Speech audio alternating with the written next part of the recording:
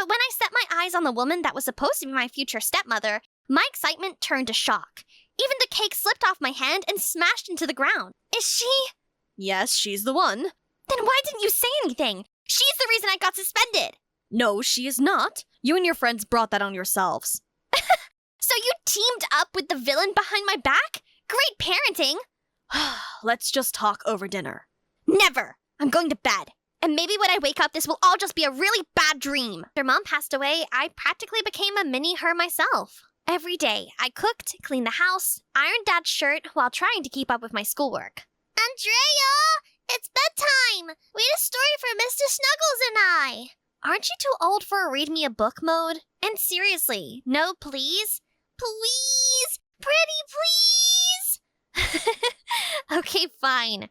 Come here, gremlin. Oh, that's Daisy, my ridiculously adorable little sister.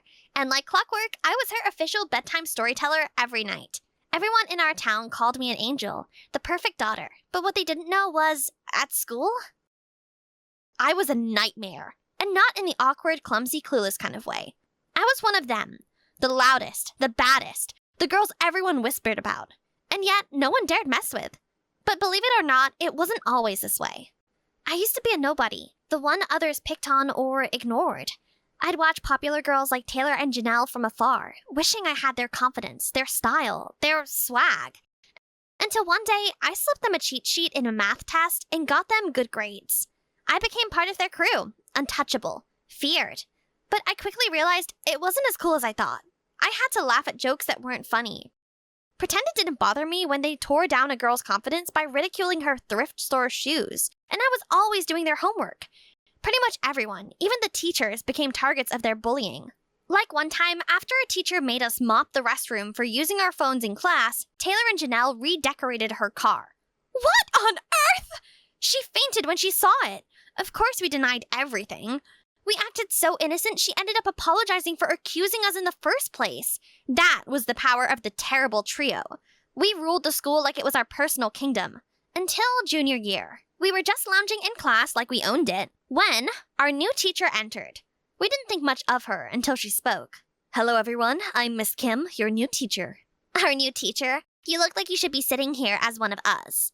Is she even old enough to give detention? Miss Kim didn't flinch. It was as if they weren't speaking to her, but she had heard everything. Oh, the terrible trio. I've heard so much about you. Loud, disruptive, and severely lacking in substance. Hold up, did she just call us brainless? I could handle insults, but calling me brainless? I couldn't take that. We're not brainless. I'm pretty smart, if you must know. Our eyes locked then, and I swear it felt like a showdown in a Western movie. I heard. Straight A's and all that. But real smart girls don't trail after idiots who think a desk is a footrest and a classroom is their living room.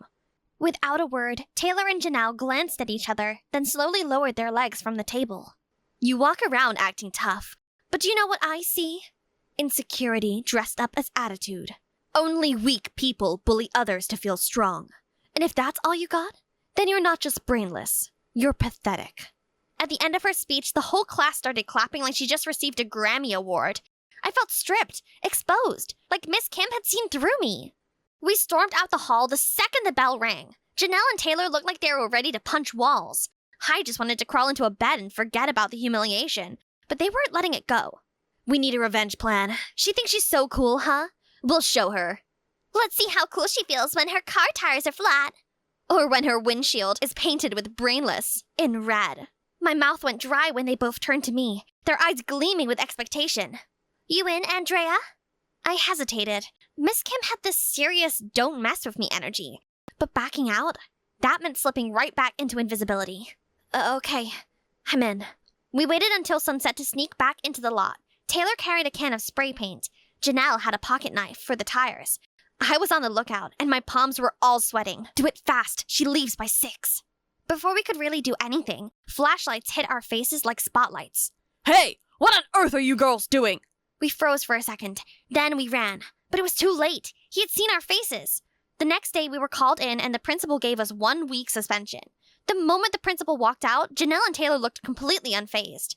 Sounds like we just scored a vacation. I tried to act cool too, but inside, I was freaking out. I could already see my dad's disappointed face. As if reading my mind, Miss Kim turned to me. Andrea, isn't there something you want to say? Like what? An apology, maybe. A promise that this won't happen again? If you mean it, I'll go to the principal myself and ask for leniency. I almost gave in, but one look at Taylor and Janelle's glaring faces, the apology got stuck in my throat. There's nothing I have to say. See you after 1 week. Once I said it, Janelle and Taylor grinned in approval, high-fiving me like I'd just made them proud. Fine then. Suspension it is. I just thought you were better than this, Andrea. For some reason, those words stung more than any punishment ever could. And when Dad got back, it was even worse. Really, Andrea? A suspension? I didn't do anything! We were just standing near the car! Standing near the car with a knife and spray paint? Are those two friends dragging you into this? I know you, and you're smarter than this. I'm not some little kid who gets dragged into something, okay? I can handle myself! Then I stormed off, heart pounding. Why didn't anyone get it? If I cut things off with Janelle and Taylor, I knew exactly what would happen, and I wasn't ready for that. The next morning, Dad's anger at me was like water under a bridge. But then he made an announcement that would change the course of my life forever. Girls, there's someone special I want you to meet. She's coming for dinner at 7 and might stay a few days to get to know you both. So be on your best behavior, okay? Yay! A new mommy! I've always wanted Dad to find love again, to be happy. But this felt sudden. Still, maybe a new mom meant no more playing chef, maid, and babysitter after school. Dad, are you sure? Positive. You will love her. You'll see. He wouldn't tell us her name. No photos either. Said he didn't want to ruin the surprise. As evening approached, Daisy and I got caught up in the excitement anyway. We even decided to bake a welcome cake for her. What if she's, really evil? Like the evil stepmother in Snow White? Then your big sis will turn into a dragon and devour her. Roar! Around 7, I stood at the door with Daisy by my side, smiling as I held the welcome cake in my hands. But when I set my eyes on the woman that was supposed to be my future stepmother, my excitement turned to shock. Even the cake slipped off my hand and smashed into the ground. Miss Kim? Not the cake. We spent hours on that. Hi, Andrea. Hi, Daisy. Is she? Yes, she's the one. And before you ask, no, I didn't meet her at your school. We have actually known each other long before she transferred to your school. Then why didn't you say anything? She's the reason I got suspended. No, she is not. I did ask her to show you some tough love, but I never thought you'd do something bad enough to get suspended. You and your friends brought that on yourselves. So you teamed up with the villain behind my back? Great parenting. Let's just talk over dinner. Never. I'm going to bed. And maybe when I wake up, this will all just be a really bad dream. I didn't know whether to laugh, or scream, or both. But one thing was clear. There was no way I was letting Miss Kim become my stepmom. It was officially Operation Kick Miss Kim Out. So, when she cooked, I switched the salt with sugar. I was hoping Dad would see the kind of terrible cook she was, but... You added sugar to the soup? Sugar? It's very avant-garde. I love it. Dad proceeded to slurp from the bowl like he hadn't eaten for years. Soup sabotage was an epic fail. Next, I added dye to her shampoo. You think you're cool, Miss Kim? Let's make you Smurf level cool. And when she came out with a head wrap the next day, I thought I had finally gotten to her. Honey, what's with the head wrap? Blue's just my vibe now. Call me Aqua Kim. She proudly rocked the hair throughout the weekend because Dad said she looked stunning. My pranks were backfiring, only making him love her more. Time to re-strategize. If I could turn Daisy against her, Dad would have no choice but to end it. So I did something low-key evil. I took Daisy's favorite teddy bear and quietly tucked it into the donation box Miss Kim was packing. That way, when Daisy realized it was gone, I could put on my best concerned face and drop Daisy a little hint. Daisy was a wreck, and okay, I felt a tiny bit bad. But hey, at least she was mad at Miss Kim. Small wins. Miss Kim took Mr. Snuggles away. He was defenseless. Miss Kim stood there, genuinely confused. I swear, I never seen that bear in my life. Liar! His footprints was all over your room. That's evidence. I was sure that Daisy would be on my side now. But the next day, Miss Kim brought back Mr. Snuggles and held a tea party for Daisy. Just like that, Daisy forgave her. The woman was invincible, but I swore that even if the whole world accepted her, I still wouldn't. Not ever. Then the craziest thing happened. One day, our school arranged for some outing at the beach. While everyone else had fun, my so-called friends had a not-so-brilliant idea. Let's swim here. Are you blind? It says no swimming here. Relax, it's just a sign. You chicken now or what? I'm not chicken. Then prove it, Queen of Cool. Before I could respond, Janelle suddenly stepped behind me with a giggle. Here, let me help you. She shoved me into the water. My whole body felt numb at the sudden impact, and all I could feel was panic. Janelle! Taylor! Are you nuts? Come on, mermaids, swim a little. I can't! The current! It's too strong! I was terrified. The water dragged me like I weighed nothing. Even Janelle and Taylor started freaking out. Kick your legs, come on! I tried to, but then... Ow! My leg! A searing pain shot through my leg. I couldn't move. I was sinking fast. Help! The last thing I remember was their screams, and them running away. And then a strong pair of arms wrapped around me. Andrea, stay with me! Everything was a blur. Light, sound, movement. Miss Kim's face suddenly came into view as my eyes began to droop. She looked almost surreal. She hoisted me onto her back and turned toward the surface, kicking hard through the pull of the water. But then I felt a sudden jolt, and just like that, everything went black. I blinked awake with the sting of an IV in my arm. Daisy was clutching my hand. Dad was pacing nearby, worrying. And across the room, Miss Kim sat on another bed, her leg bandaged and propped up, her eyes fixed on me. You're awake! Thank God! You scared me! I thought we were gonna have to bury you in the sand! Forever! What happened? Miss Kim saved you. Dove in like a pro. She even hurt her leg! I couldn't believe my ears. Miss Kim was really the one that dived in for me? But it was a restricted area. That could have been... Dangerous. Yeah, I know. But when I saw you sinking, nothing else mattered.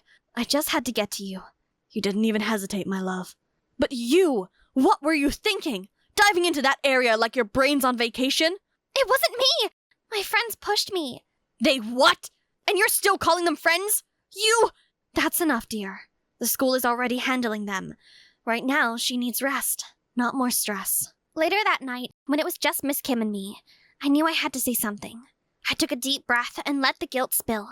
I'm sorry, Miss Kim. I've been awful. The pranks, the sabotage. I even hid my baby sister's favorite teddy and framed you. I know I shouldn't hang out with them, but I don't want to be alone at school. Andrea, don't let anyone make you feel lucky just to be tolerated. You are smart. You are brave. All you need is the right people around you, and you'll eventually shine. I wiped my eyes, then reached out and gently squeezed her hand. Thanks for saving my life, and welcome to the family. Janelle and Taylor got punished by the school, but they never apologized. So when I got back to school, I cut them off. And of course, they made sure to mock me every chance they got. Look who finally cut the cord. Do fake moms come with a remote control now? I bet she does extra homework for fun now. What a nerd. They hadn't changed. They were still loud, mean, and shallow. Looking back, I couldn't believe I once mistook that for friendship. Better a nerd than someone whose biggest achievement is ruling a lunch table. That comeback was exactly what they wanted. An excuse to throw a punch. They got right into my face, sneering. Someone's got guts now, huh? I've always hated you, little Miss Goody Two-Shoes. I could see their hands clenched like they were ready to fight. But before they could do anything, a car pulled up, rolling down its window. Is there a problem here? I felt relieved to see Daisy and Miss Kim, a.k.a. my stepmom. Nothing serious, Mom.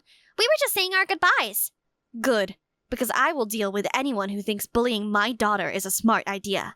You better run! She once made a high school senior cry without yelling! The moment Daisy finished her sentence, they exchanged nervous glances before retreating. Whatever.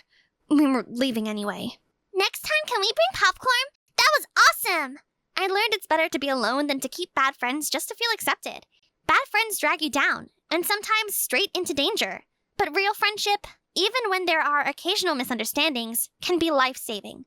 For me, my true friends became my family, and I wouldn't trade them for anything. I walked in, but there was no sign of Crosby or Trina anywhere. I headed towards the garden, hoping to see either one of my favorite people, but instead, my heart stopped. I saw Crosby and Trina kissing. What's going on? Annie, wait, it's not... Hi, everyone. My name is Annie. Sit tight as I tell you the story of how my life changed. I was born in New York and raised by my awesome dad, Tom. We were a rocking pair. And then I met my soulmate, my best friend Trina, when I was 8 years old. Trina lived with her mom, Frida, and together we looked like a whole family. We used to have dinners, picnics, and even birthdays together. You know what would be amazing? Imagine if our parents got married. Then we would be sisters. Gosh, that would be the best thing ever. Girls, enough daydreaming, please.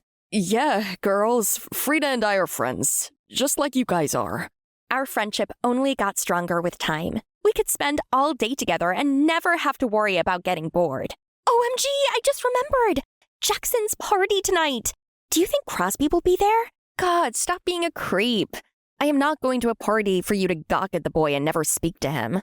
It's been 5 years. Either talk to him or move on. I'm getting there. Just biding my time. Oh, and who's this boy, you may ask? Well, only the dreamiest guy ever. And hopefully, my future boyfriend, too. Crosby's a senior at my school, and this year is my last chance to tell him how I feel before he goes off to college. Trina was right. Enough stalling. Time to make my move. Tonight at Jackson's party, I am going to talk to Crosby. For real this time, or are you going to chicken out as usual? For real! Sure thing. I'll believe it when I see it. I spent 2 hours getting ready that night. Hair check, outfit check, face double check. Mission Crosby was ready to go. Where are you going? Jackson's party. I told you yesterday. Oh, well, tell them you're going to be late. You promised to volunteer at the community center tonight. What? Dad, come on! The happiness of my high school life depends on this. I will volunteer extra time tomorrow, please. Nope, you know the rules. A promise must be kept. You can still party afterwards. Now let's roll. This was beyond frustrating, but I had to keep it together. After texting Trina to go on first, I was ready to speed run this chore. At the community center, I did everything at lightning speed. And after an hour, Dad finally let me go. Phew! I touched up my makeup and headed out. I had been rehearsing my words to Crosby every night for the last 5 years. There's no way I was going to blow this chance. I walked in, but there was no sign of Crosby or Trina anywhere. I headed towards the garden, hoping to see either one of my favorite people, but instead, my heart stopped. I saw Crosby and Trina kissing. What's going on? Annie, wait, it's not... I walked out of there as fast as possible. How could she? My best friend, out of all people. I couldn't even tell which hurt more. Seeing my longtime crush with someone else, or being betrayed by someone I regarded as my own sister. I was so hurt. I didn't want to tell anyone, not even my dad. So I ran straight to my room and cried myself to sleep. Overnight, my phone blew up with a million messages and calls from Trina, but I didn't want to hear anything from her at that point. The next day, my eyes were so puffy from all the crying that I had to hide them behind sunglasses. Trina still tried to approach me in the hallway. Hey, did you get my messages? No? I don't care what you have to say. I deleted them. Without listening to them? What could you possibly have to say? I know what I saw. You were kissing my boyfriend. What? And how is he your boyfriend?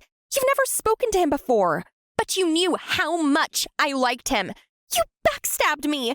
Was this your plan all along? To hurt me like this? You sound insane. You are my best friend in the whole wide world. Shouldn't you be giving me the benefit of the doubt and at least hear me out? Well, I don't think this friendship can be saved anymore. I left Trina standing in the hallway. What made me even angrier was how she was crying, and everyone kept rushing to console her like she was some kind of victim. I was the one betrayed here. One day after school, I came home to find my dad planning an elaborate feast. What's all this? Oh, we're having important guests over. 7 p.m. sharp. Be ready.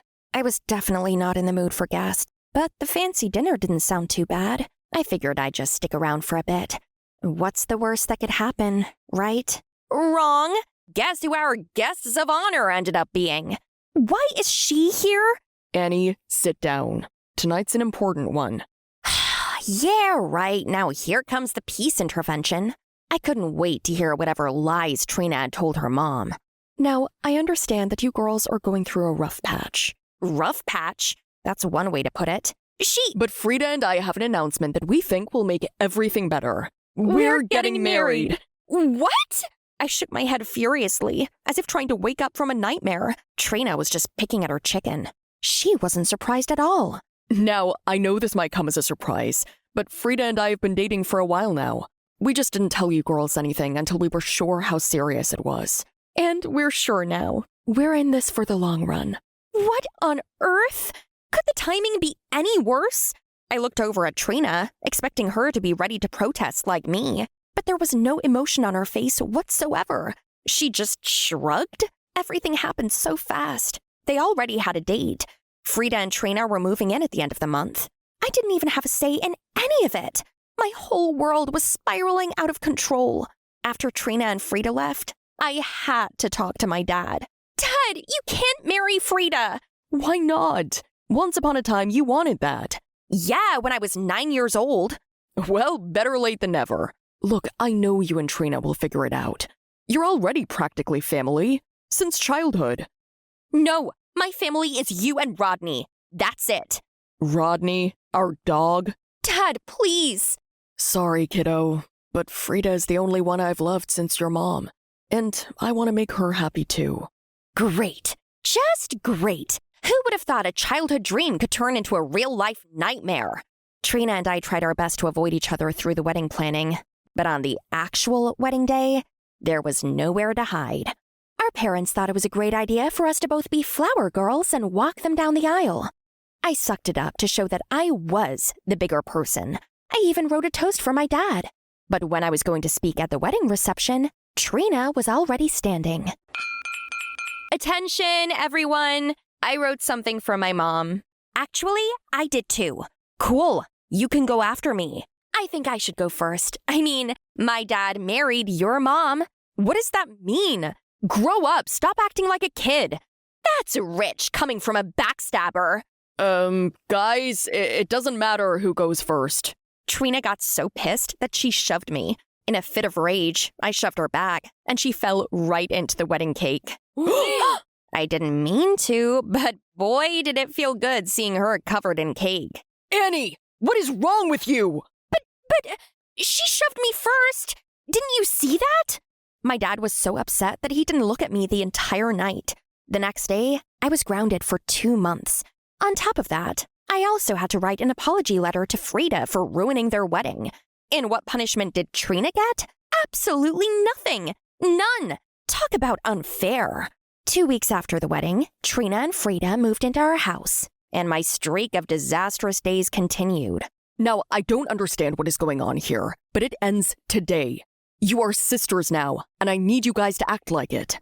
My husband and I are going to dinner, and you two have to get along alone tonight. What about dinner for us? I'm glad you asked. Here's some money. Try to agree on what to have for dinner. Good night. Yeah, like that's gonna be such an easy task.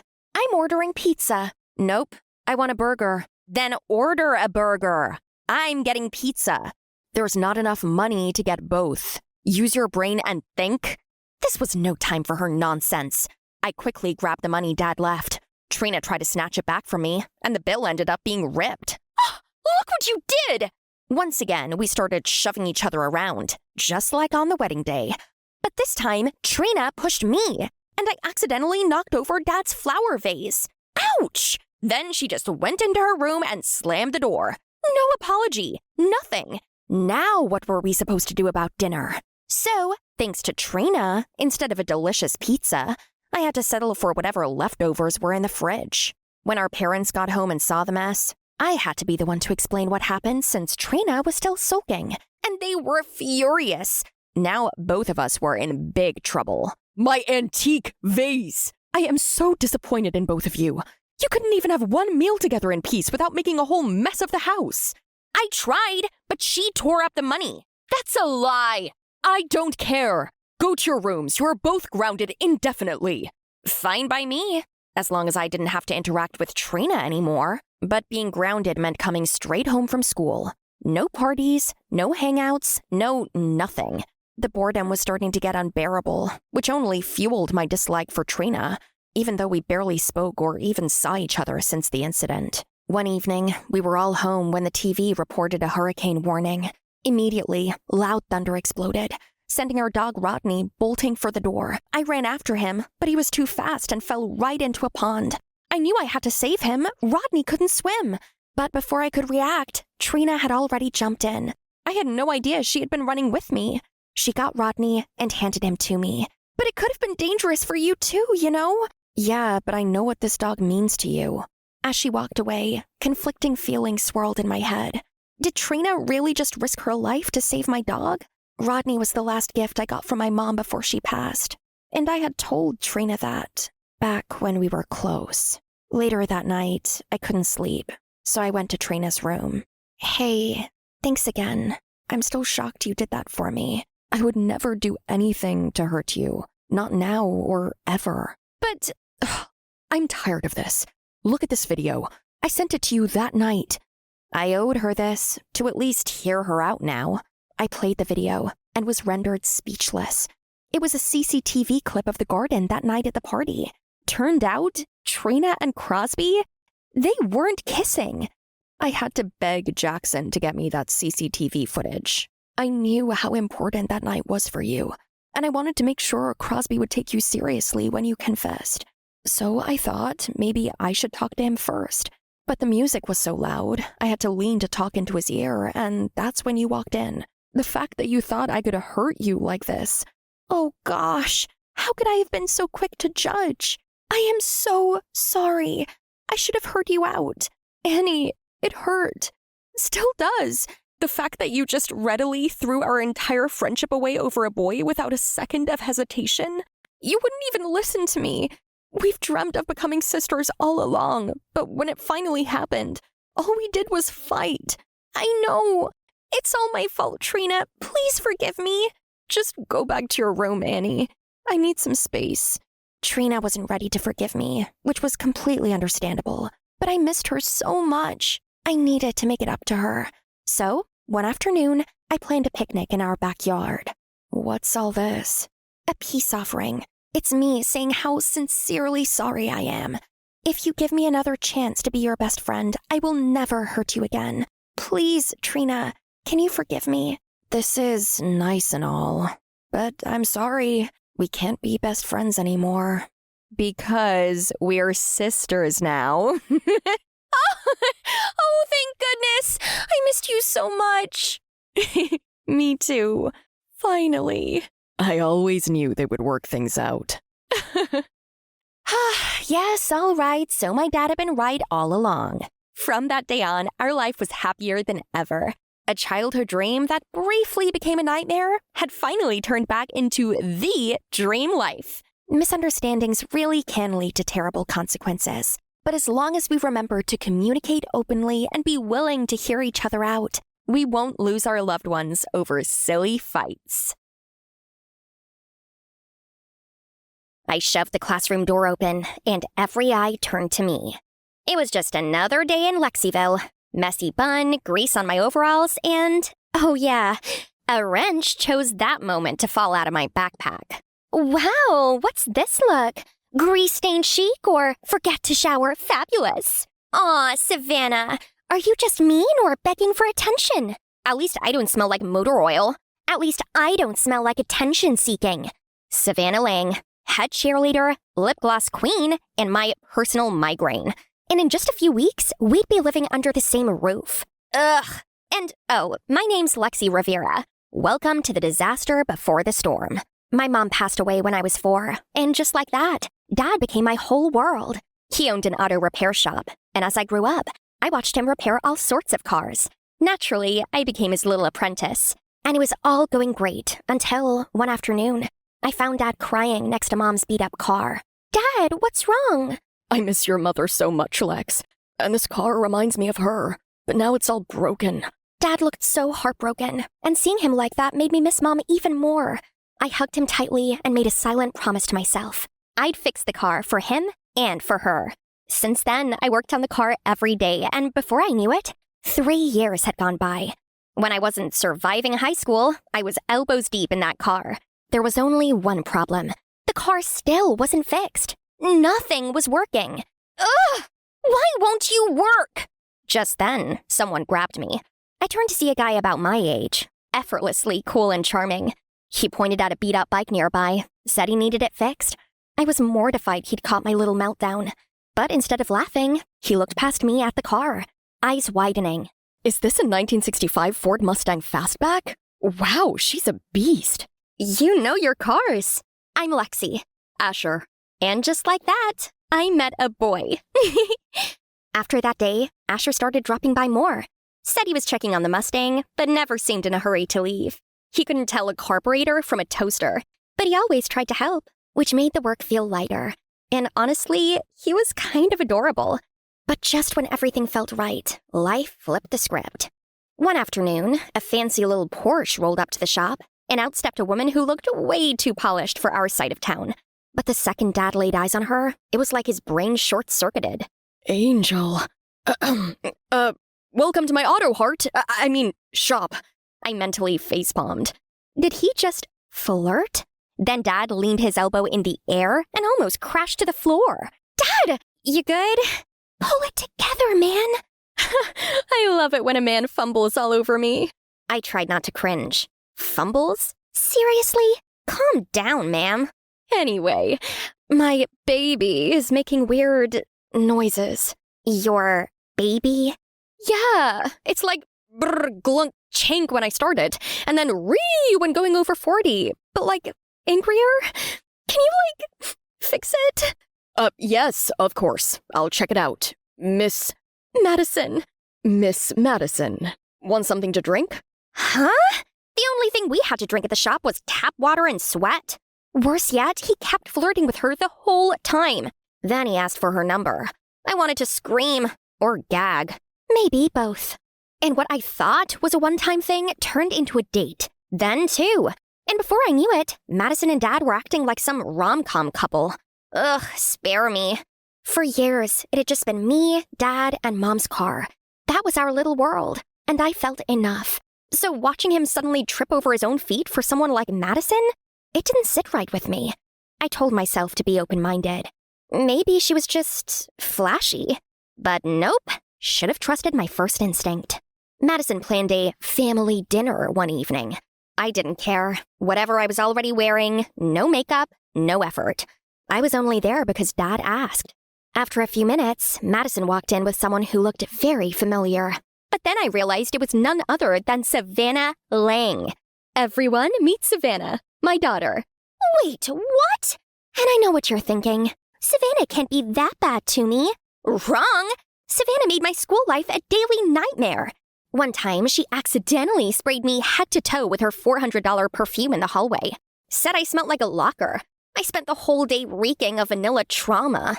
Then she printed out a fake photo of me kissing a wrench, taped it on my locker, and titled it, "Most likely to take a wrench to prom. #tool date." She also made sure the whole school saw it before I even got there. And when I got an A in science, she claimed I was dating the carburetor. Okay, that one was low-key funny. But still, you get the point. And as if the Savannah surprise wasn't enough, Madison dropped another bomb. Savvy, meet the love of my life. We're getting married. What? Did she just say married? They had been seeing each other for, 2 weeks? Then everything hit me at once. If Dad married Madison, that would make Savannah my stepsister? I felt my stomach instantly drop. Aw, congrats, you guys. Don't we just love that darling sister? Darling sister? I could vomit. And while they played happy family, I sat there seconds from combusting. To a happy life and a happy family. You've got to be kidding me. Lexi? Is there a problem? Teeth clenched. I shot up, knocked over a chair, and snapped. You proposed to her without telling me? But she makes me happy, dear. You have me, the shop, Mom's car. Isn't that enough? Of course it is. But I need Madison too. And now you get a sister. I don't want a sister. I don't want them. You're ruining everything. So yeah, I stormed out, waiting for Dad to realize he messed up and follow me. But he didn't. Frustrated, I went back home, dropped down onto my backyard, and just burst into tears. Then I heard the sound of the motorbike's engine. I wiped my eyes and looked up. There he was, Asher, standing at the edge of the fence. He didn't say anything at first, just tilted his head. like he was trying to figure out something wasn't right with me. Then slowly, he walked over. Hey, you okay? No. Want to talk about it? No. Want to go for a ride on my bike? Yeah? This guy barely knew me. But since I was tired of carrying everything alone, I decided to trust him. I stood up and climbed onto his bike, my arms wrapped instinctively around his jacket as we took off down the dirt road. There were no questions, no speeches, just the wind brushing through my hair. And somehow, it made me feel lighter. But I couldn't escape reality forever. Soon enough, Madison and Savannah moved in and immediately redecorated our house. They even turned our living room into a full-on pink sanctuary. And Dad? He started ghosting our garage hangouts. I told myself he'd eventually snap out of it, that he'd remember who stayed up and helped him in the garage all those nights. But then, something happened that completely shattered what little patience I had left. I walked into the shop one afternoon, excited to try a new part I'd found. But Mom's car was gone, and Savannah's flashy car sat in its spot. My heart dropped. Before I could even process it, Savannah waltzed in behind me, twirling her car keys like it was just another casual day of ruining mine. Where is my mom's car? Why is your overpriced Barbie-mobile in its place? Oh, that rust bucket? I sold it for scraps. Your dad agreed. He was sick of you trying to fix it. Some things should just be left dead. That detonated me. I snapped, knocked tools off benches, flipped a stool, and before I could stop myself, I body slammed Savannah into a grease pit. She didn't just sell a car, she sold Mom's memory. And Dad allowed it. It felt like he'd ripped my heart right out of my chest. I couldn't take it anymore. I wanted to disappear. So I called the one person I knew would show up for me. A few minutes later, Asher's bike roared. Need a ride? Just take me somewhere only you know. Hop on. I know just the place. Just as the bike was about to take off, I caught a glimpse of Savannah lurking by the corner of the house, wearing that same evil look.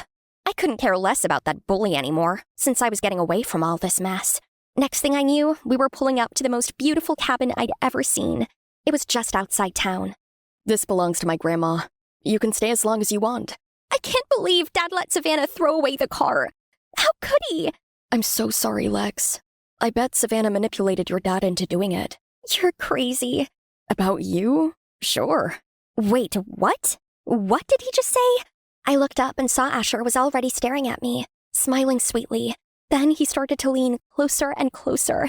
And just when I thought he was going to kiss me, my dad chose that moment to suddenly care about me. Without a second thought, I hit ignore. For the next couple of days, Dad kept calling and texting. It felt nice, but not enough to go back. Let him sit with it a little longer. Meanwhile, Asher was so sweet. He brought me a lot of food and always made sure that I was happy. For the first time since the Madison-Savannah train wreck, I felt like someone cared. But like with all fairy tales, it all came crashing down a week later when I saw an article online. It was the local news with a bold headline, "Kidnapped teen, ransom demanded." At first I just stared at the screen, not thinking much of it. But then I saw the photo plastered right under the headline. It was me, hugging a tire. Savannah Lang. Without thinking, my fingers trembled with rage as I pressed her number. She picked up on the second ring. "Did you do this?" I couldn't resist that iconic pic.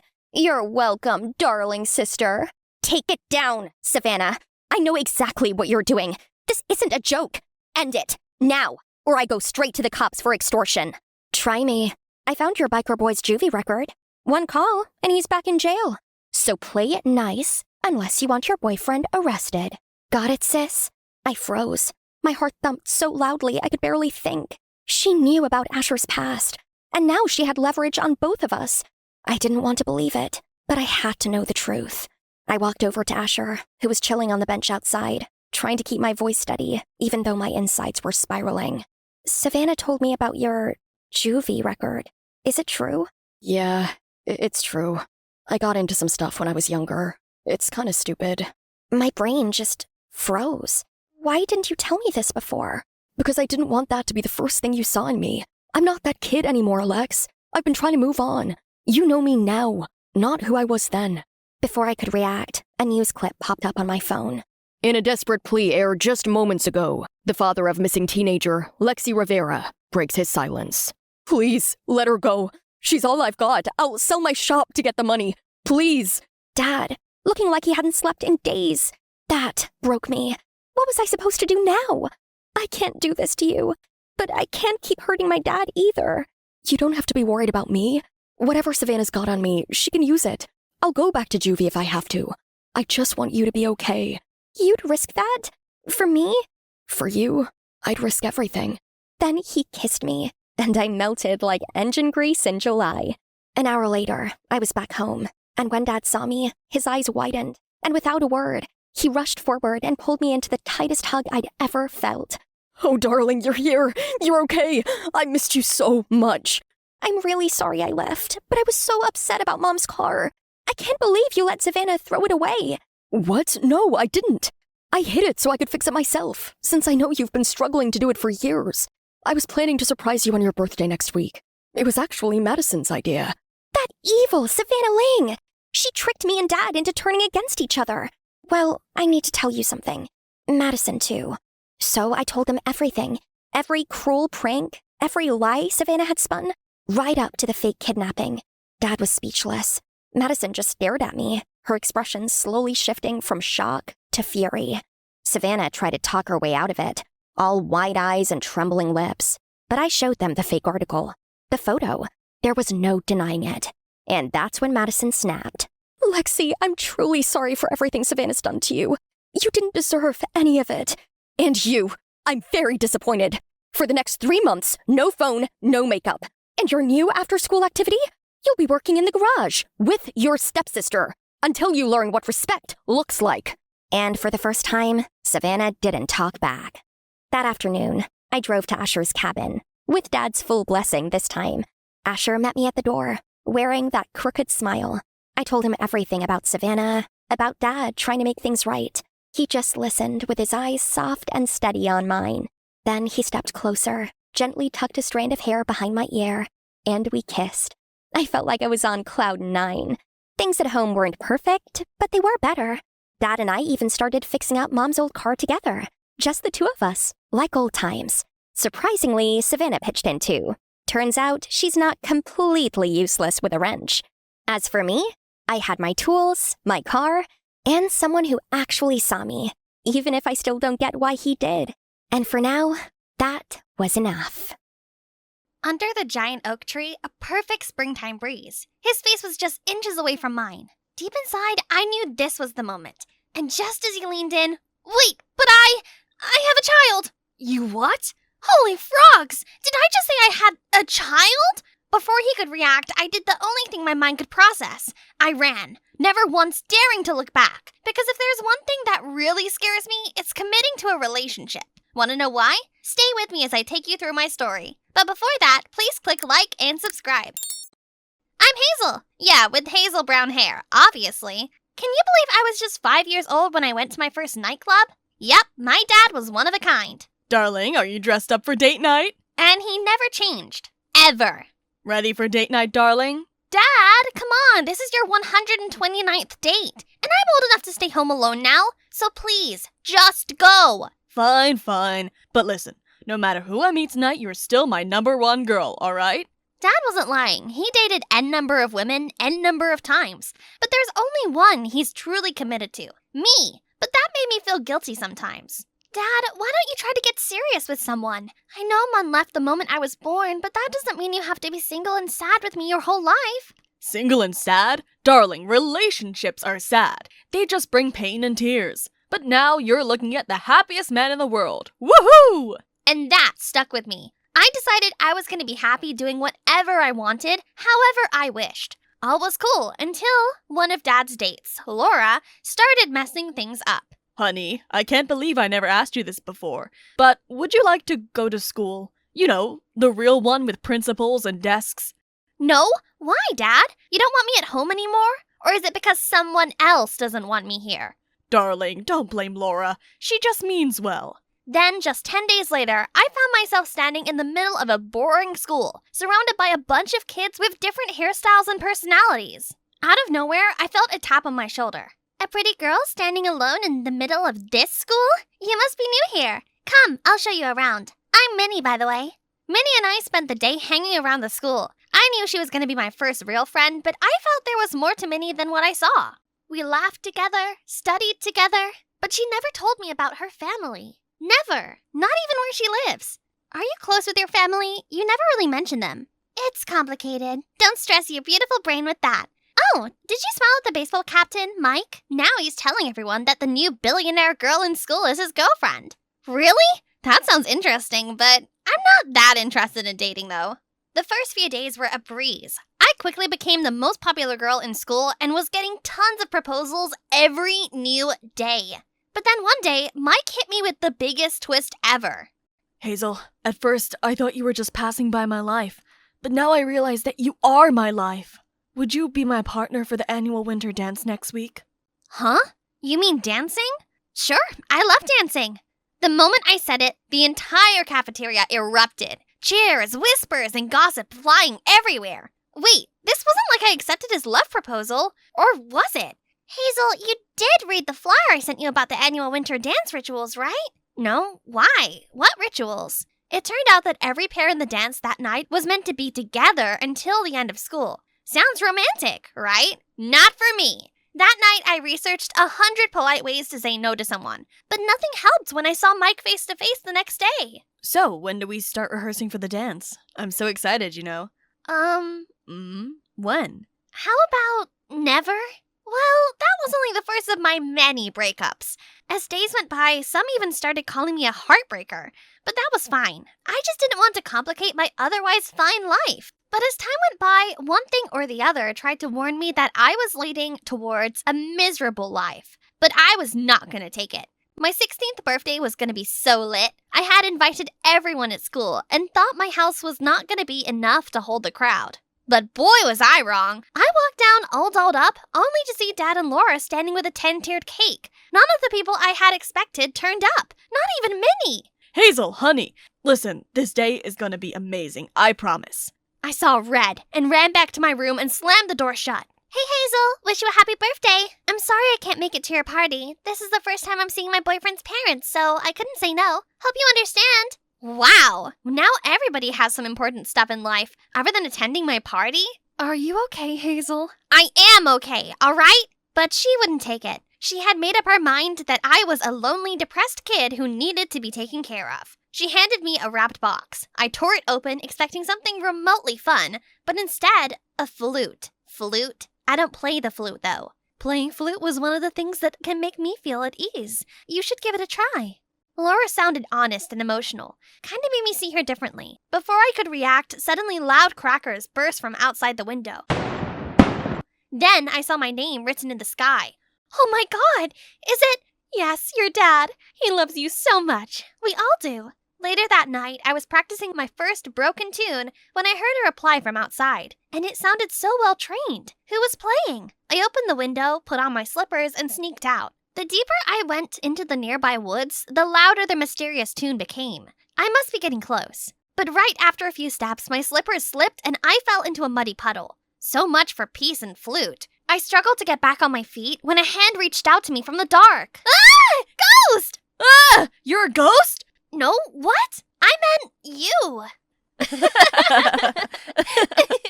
When I finally saw him clearly, I realized he was a boy my age, standing under the giant oak tree. Turned out he was Fen, a boy from the local tribe who lived on the other side of the wood. And apparently he was the one who played the flute. We did some talking, and I told him about my so-called birthday party. For the first time, someone actually paid attention. Birthday, you say? Just wait here. He left me and ran somewhere deep into the woods. Then suddenly, I heard loud twigs snap and footsteps approaching me. I was pit scared and closed my eyes tight. When I opened them, a bunch of little kids dressed like tribals stood around me with fruits and flowers. Now this is how you celebrate a birthday. He started playing his flute. Some played drums, and for what seemed like hours, we were all laughing and dancing like it was the best party ever. It was nearly dawn when Sven walked me back home. Thank you. Goodbye then? Goodbye. And if you ever want to spend some time here, walk up to this mark and play your broken tune. Rude, but fine. I'll come by. Also, hey. His crystal green eyes gazed into mine. My heart skipped a beat. Phew! What was it that I just felt? I no longer wished to explore that feeling, so I sprinted home. But I surely knew I was going back to his place very soon. The next day at school, I wasn't even that mad at Minnie when she apologized for missing my birthday bash. It's alright. Can't say it was a bad day after all. Oh my, look at your face! Are you blushing?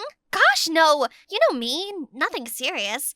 I did meet a nice boy, but I'm keeping it low-key for now. Nothing's official. You have to tell me everything later. Promise? I promise. A week passed, and one evening as I reached home, a big shock awaited. We're getting married! What in the world? My dad, the man who used to say commitment is hell, was gonna marry someone? Hazel, look. You probably think I'm some witch who has come to separate you from your dad, but I'm not one. I really care for you. I love you and your dad. But if you don't want this, we won't go through with it, I swear. Laura, you're nothing like the past women my dad dated. Whatever you did for Dad or me, it came from your heart. I trust you. Happy for you, old man. But remember, I'll always be your number one girl. You better keep it to your heart. Of course, darling. Of course. Although I said yes, my heart was troubled, and I needed to vent. I went to call Minnie, but then I spotted my flute on the table. You know how a girl's heart works? I took my flute and went out to the woods. At first, there was nothing, just the rustling trees and my own echoing notes. But then I heard it, his perfect flute tune. As the song got louder and closer, my heart started beating faster. Boo! Bet you didn't see this coming. Oh, thank you. This is so nice. Well, today is full of surprises. I told him about my dad's wedding plan, and he was super excited. He even started sketching out the decor ideas. That tree right there has some amazing pink flowers, perfect for a dreamy wedding. Then he took me to a beautiful large tree that stood in the middle of the woods. He whistled and suddenly 100 birds flew out of that tree, shedding tons of pretty pink flowers on us. Dreamy, I know. I twirled around like a happy kid, but I suddenly slipped. Luckily, Sven caught me just in time. In his arms, I felt my feet slipping and my mind racing. Well, it's official then. I'll tell my dad you'll do the wedding decor. Sure, and hey, never think you're alone. I'm here. I'm so glad you came today. That was sweet. If I stood there a minute longer, I'd hug him, so I smiled and walked away. Days passed. Sven and I had become super cool friends by then. We even built our own little wooden shed by our favorite tree. Maybe, just maybe, I was starting to fall for this guy. Dad's wedding day arrived. Everyone appreciated the decor Sven was doing in our garden. No one's gonna believe this is a small urban garden. Look straight out of the woods. Told ya, that's the magic of the guy you're about to meet. Sven! Sven? Minnie? Somebody tell me what's going on. She's my twin sister. Holy crabs! I was falling for my best friend's brother? I wished I could disappear into the air right then, but it was time for the wedding. Minnie and I stood quiet, a million questions burning inside. Was Minnie from a tribal background? Was that why she refused to speak about her whereabouts all along? I was in a Rich Go cover, okay? I wanted to blend in. You don't have to explain, Minnie. We're all past those silly misunderstandings. Maybe, but this has to stop. What do you mean? Your rich friend's off limits to me now? Not that, Sven. You don't know about her. No offense, Hazel, but I can't just stand by and watch you break my own brother's heart like you do with every other guy. Minnie, she's nothing like you know of her. You don't know what she'll do to you, Sven. Enough! Can't you take your sibling fight elsewhere? I need to leave. What a pretty mess I've fallen into. And worse, Sven was growing on me and I had just started feeling something that might lead to a true relationship. Now I must give that up for Minnie? Tears rolled down my eyes as I quickly slid through the dancing crowd straight into my room. Soon after, there was a knock. Not now, Dad! It's me, honey. Sorry, I saw you running and I had to break in. I don't know what got into me, but I just hugged her and cried my heart out. She felt like a mother I wish I had. After hearing everything, she had a perfect idea. You think that'll work? Sometimes, Hazel, the only way to know who's real is to test them. Her words echoed in my head, sounding so simple, so brave. But as I sat on my bed, phone in my hand and Minnie not answering, a knot of dread tightened in my chest. If she wouldn't pick up, maybe Sven would. Sven, I've made my decision. I need to go. I can't be the reason you and Minnie drift apart. You can't leave. What about everything we built here? I'm sorry if this wasn't obvious before, but I really like you, Hazel. Please, I'll talk to Minnie. I'm sorry, Sven, but it has to be this way. Minnie wasn't entirely wrong. I had broken many hearts in the past, so maybe this is what I deserve. Getting my heart broken. Just so you know, I liked you too. That's why I must go. He held my face, and we got so close to having a moment when it started raining. I got to my senses and backed away. I ran out of the woods, Sven following me. Hazel, please don't hurt yourself like this. I crossed the road to my house when suddenly a car screeched right behind me. Sven was in the middle of the road, staring blankly. I rushed to push him away. He fell on the other side as the car sped away. Well, I got some bruises in the process, but the best thing was I saved Sven. Sven and Minnie came to visit me, but this time Minnie didn't look guarded. She didn't look like someone trying to protect her brother from me. She looked like my best friend. Well, that's a relief. Though I did bring these in case you still needed some convincing. I think I'm already convinced. You two are annoyingly cute. I'm sorry I was such a jerk. Sven told me everything just now. You shouldn't leave. I can see that you have true feelings for him. It's all right, Minnie. I won't let you down. We all laughed, and for the first time in a long while, I truly believed in a love that was real. Even if messy, it was honest and quietly beautiful. It's only 6 a.m., but Dad already woke me up. Hurry up, LaDonna. A huge storm's coming. Poor households await the city's plan for food and shelter. Oh, then what's the mayor's plan for my food? But Dad didn't listen and just drove away without letting me have breakfast. Well, I'm used to this anyway. A little backstory. We came from a long line of politicians. My grandpa, my uncles, all worked for the government. My dad actually broke with tradition and became a successful businessman. But I guess the apple really can't fall far from the tree. Last year, he took a sudden U-turn and moved back to his hometown to pursue a political career. And he was elected mayor. Since then, he had no time left for me. Not to mention the judgy eyes I had to face at school. You look fine. It's not you. It's your dad's new policy they're whispering about. Don't mind them, LaDonna. What do us kids know about politics anyway? Here they are, Kira and Troy, my only friends here. In fact, Troy's even in a similar situation. His mom is the chief of police, but he deals with it pretty well. Have you been to the White House? Does the key to the city really open anything? Can you tell your dad to ban homework? Seriously, how could Troy stay calm before these stupid questions? And even the teachers wouldn't leave me alone. They always put me in charge of things. Please, just because my dad has great leadership doesn't mean I do too, as if I wasn't already swamped with chores.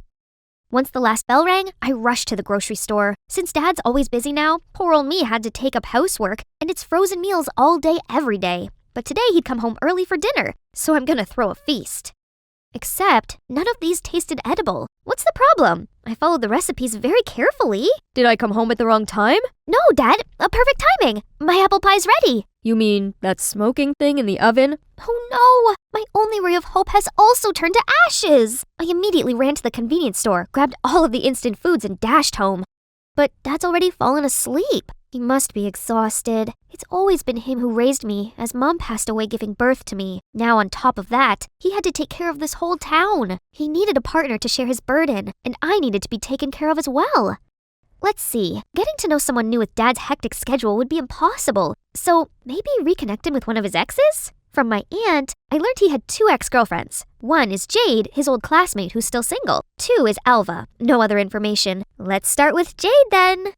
Next day, I immediately told Troy and Kira about my master plan. That's my Aunt Jade. No way! It's fated! Suddenly, a group rushed towards us, babbling about my uncle being appointed temporary Secretary of State. Jeez, chill guys! They kept flocking around, making me feel suffocated. Panicked, I ran away, and as I turned the corner, a hand pulled me back. Calm down. You're safe from that crazy crowd now. Thanks, but why did you help me? I've been in your position. I know what you're going through. Just like that, I found myself comfortably venting everything to her. It must be hard for your family of 2. That's why I'm finding him a wife. Oh, good luck to you then, sweetie. I have to go now. What a lovely lady. If only everyone could be like her. With Kira's help, setting up a date for Dad and Jade was a piece of cake. We both dragged them to the same restaurant, then cued some cliché matchmaking moments. Me and Kira quickly excused ourselves and monitored things from afar. They seemed to have a good time, but as we leaned closer... Huh? Inflation? Food security? Obesity epidemic? They'd been chatting about politics this whole time? Dad!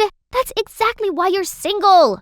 On the way home, I constantly mentioned Jade, but Dad was nonchalant and switched the subject to his meeting instead. Ugh, another one in 30 minutes. I'll have to stay home alone tonight. As he dropped me off, he added, Find yourself a boyfriend first before trying to set me up. How annoying! I then called Kira to inform her that our matchmaking plan had failed, but it took her a while to accept it. You give up too soon. Is it 'cause you don't like my aunt? No, Kira, it's 'cause I know my dad. And if he said no, it's a no. Okay, now plan B. Alva. I did some digging and figured out the neighborhood where she lived. I'll go there tomorrow. So here I am now, completely lost. Except, isn't that the woman who helped me at school? I rushed over and thanked her for the other day, but she seemed a little off. After a lot of persuading, she finally told me the cause of her sorrow. A tragic love story. His family are all politicians, so they can't accept someone mediocre like me. I'm so sorry, but I'm sure you can find someone better. She shook her head, saying he'd recently moved back to town and was still single. That got her reminiscing about the good old days, but sadly, he's seeing someone else. Wait a sec, is that a photo of you two? May I see? She showed it to me. My thought exactly. That's my dad! So, you're Alva? Yes, but how do you know? Because you're my dad's ex, just who I'm looking for. I shrieked in happiness, but strangely, she cried even harder, then hugged me. If that's your dad, then LaDonna, I'm not just his ex. I'm your mom. Hold up, what now? So, they were deeply in love despite my dad's family's disapproval. But when I was born, they got even angrier and kicked her out. Yet, this entire time, I thought my poor mom was no longer on this earth. Our reunion was cut short by Dad's call. I wanted to ask him everything ASAP, but Mom signaled me not to. Honey, don't tell Robert yet. Of course I look forward to our family's reunion, but I'm not ready to meet him. And perhaps neither is he. It'll be awkward for him and the woman he's seeing. No worries, Mom. There's nothing between them. The only woman for him is you. Having Mom beside me made my life so much better. She's a successful businesswoman, but still puts work aside to spend time with me. We went on picnics, shopping, watched movies together. And her cooking is the best. I devoured the grilled ribs in an instant. It's 1,000 times better than frozen food. When I'm around her, I can be myself without worrying about the public's eye. I wish I could skip class every day to stay home with Mom like this, but it's not that easy. At school, I excitedly told Kira and Troy all about my fun outings with Mom, but they looked rather uninterested. Whatever.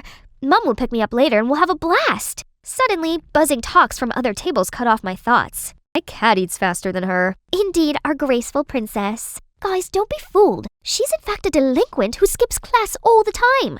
Having a mare daddy is so lucky. If we did that, we'd be kicked out right away. Those mean girls always have something bad to say. I headed toward them to settle this once and for all, but my father's words echoed in my mind. LaDonna, everyone judges me by your behavior. Ugh, fine. They're right, LaDonna. You've been absent quite a lot lately. I just want to be around my mother. A good mom would never tell her daughter to skip class. Think about it. There must be a reason for your whole family to be against her. What do you know? They were the bad guys who unreasonably looked down on her. Then why did your dad keep in touch with my aunt, but cut ties with her? So, Kira was still annoyed that my dad and her aunt didn't become a thing? How petty. I walked off, but Troy ran after me. Kira's just worried about you. Also, you're living in the same town as your mom now. You'll have lots of time with her, so don't play truant again, okay? Here, I've marked the important parts we learned during your absence. Troy has always been gentle to me. He's right. I have tons of time for Mom, but we can't keep sneaking around like this. My parents should reunite soon. I remembered the story of how my mom first met Dad and got an idea. What's so important that you have to come here in this weather? I promised to help out a friend. Please pull over here and wait for me. The friend I was helping was none other than Mom. I then waited a bit before telling Dad to bring me an umbrella because it's raining too hard. Now it's your turn. Go get him, Mom. And just like that, the romantic scene from many years ago was reenacted right before my eyes. My mom was soaking wet, dashed through the rain, then bumped into my father. My dad then bent down to help her up, looked right into her eyes, and dropped her on the ground? I was still in shock when Dad charged towards me and dragged me back to the car. How did you know that woman? I asked around. Just stop. Never see her again, got it? His extreme reaction was proof that Mom really mattered. They'll definitely get back together soon because they had me, their special bond. That night, I called Mom. She must have been really upset. It's all right, honey. I'm used to it. Your dad's family was... Never mind. Your birthday's coming. LaDonna, what do you want for a present? I just want you to be with me. Yes, sweetie. If only we could celebrate as a family. That's it! I insisted Dad throw me a huge birthday party. I invited all my friends and acquaintances. When the party began, I stepped on stage and thanked everyone for coming. Lastly, the biggest thanks goes to the people who brought me into this world. Dad, Mom, please join me. I believe you all know my father already, but my mother, Alva Garrix. The crowd began talking and pointing. Now Dad has to acknowledge her. Please, it's a misunderstanding. Miss Garrix here is only an old friend, and it seems she got along very well with my daughter, which is just adorable. Let's toast to our little princess's birthday. Unbelievable! He's fully committed to disregarding her. As the guests were busy chatting, Dad pulled me into a room. Ugh, he doesn't have the right to be mad here. Old friend, you're straight up lying. Elva is my mother. No, she's a gold digger. Look, there's no time right now. When do you ever have time for me? Dad just sighed, apologized, then sat me down to tell me that back when he first started his business, it failed, but he didn't want to ask his family for help. Mom berated him, saying he was a dumb loser who wouldn't take advantage of his family's power. Unable to change his mind, Mom left after I was born. No, that's not it. I'm sorry, Robert. I shouldn't have shown up here. It's all my fault. She suddenly passed out. Panicked, Dad and I put her in bed. That night, I checked on Mom constantly, then fell asleep next to her. I was awoken by my phone's notifications, so I quickly went out to check to not wake Mom. Oh my, hundreds of articles about my dad came up. His old photos with Jade and with my mother were all over the news. The press was saying that he's a wolf in sheep's clothing. Dad's bombarded with calls from dozens of news outlets. It's her. Only Elva has these photos. Dad, look! How could such a frail person do anything? Suddenly, I saw a figure at the door to Mom's room. Dad and I tiptoed over, then grabbed them. Aha! Gotcha! Huh? Kira? Kira claimed that my mom's very suspicious, so she had to keep an eye on her. I swear she's faking it. I heard her on the phone just now. Enough, Kira! You're out of line this time. I don't want such a petty friend. Leave! Kira didn't say another word and just left. So did my dad. The protest at 4th Street is still going strong? All right, I'm coming. It's always work, work, work. Do these strangers matter more to him than his wife and kid? The next day, Troy asked me to meet up at the park for some update. So I unloaded everything onto him. I can't believe my dad rejected Mom just to save face like that. He's not making as much money as when he had his business. Why is he so dead set on this job? I used to think like that about my mom too, but then I realized that she wasn't doing her job for money or fame, but simply contributing to society. I now entirely support her because it's her life's purpose.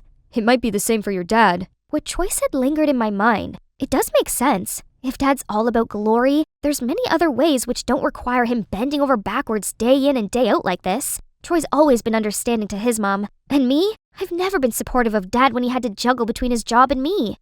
When I got home, Mom was nowhere to be seen, except a letter on the table. Mom said she's terminally ill and didn't have much longer. That's why she risked everything to be with me. But now her health worsened. She didn't want me to witness her pitiful condition, so she left. I immediately called her. It's dangerous in this abandoned construction site. Please don't come. I just need you to know I love you, LaDonna.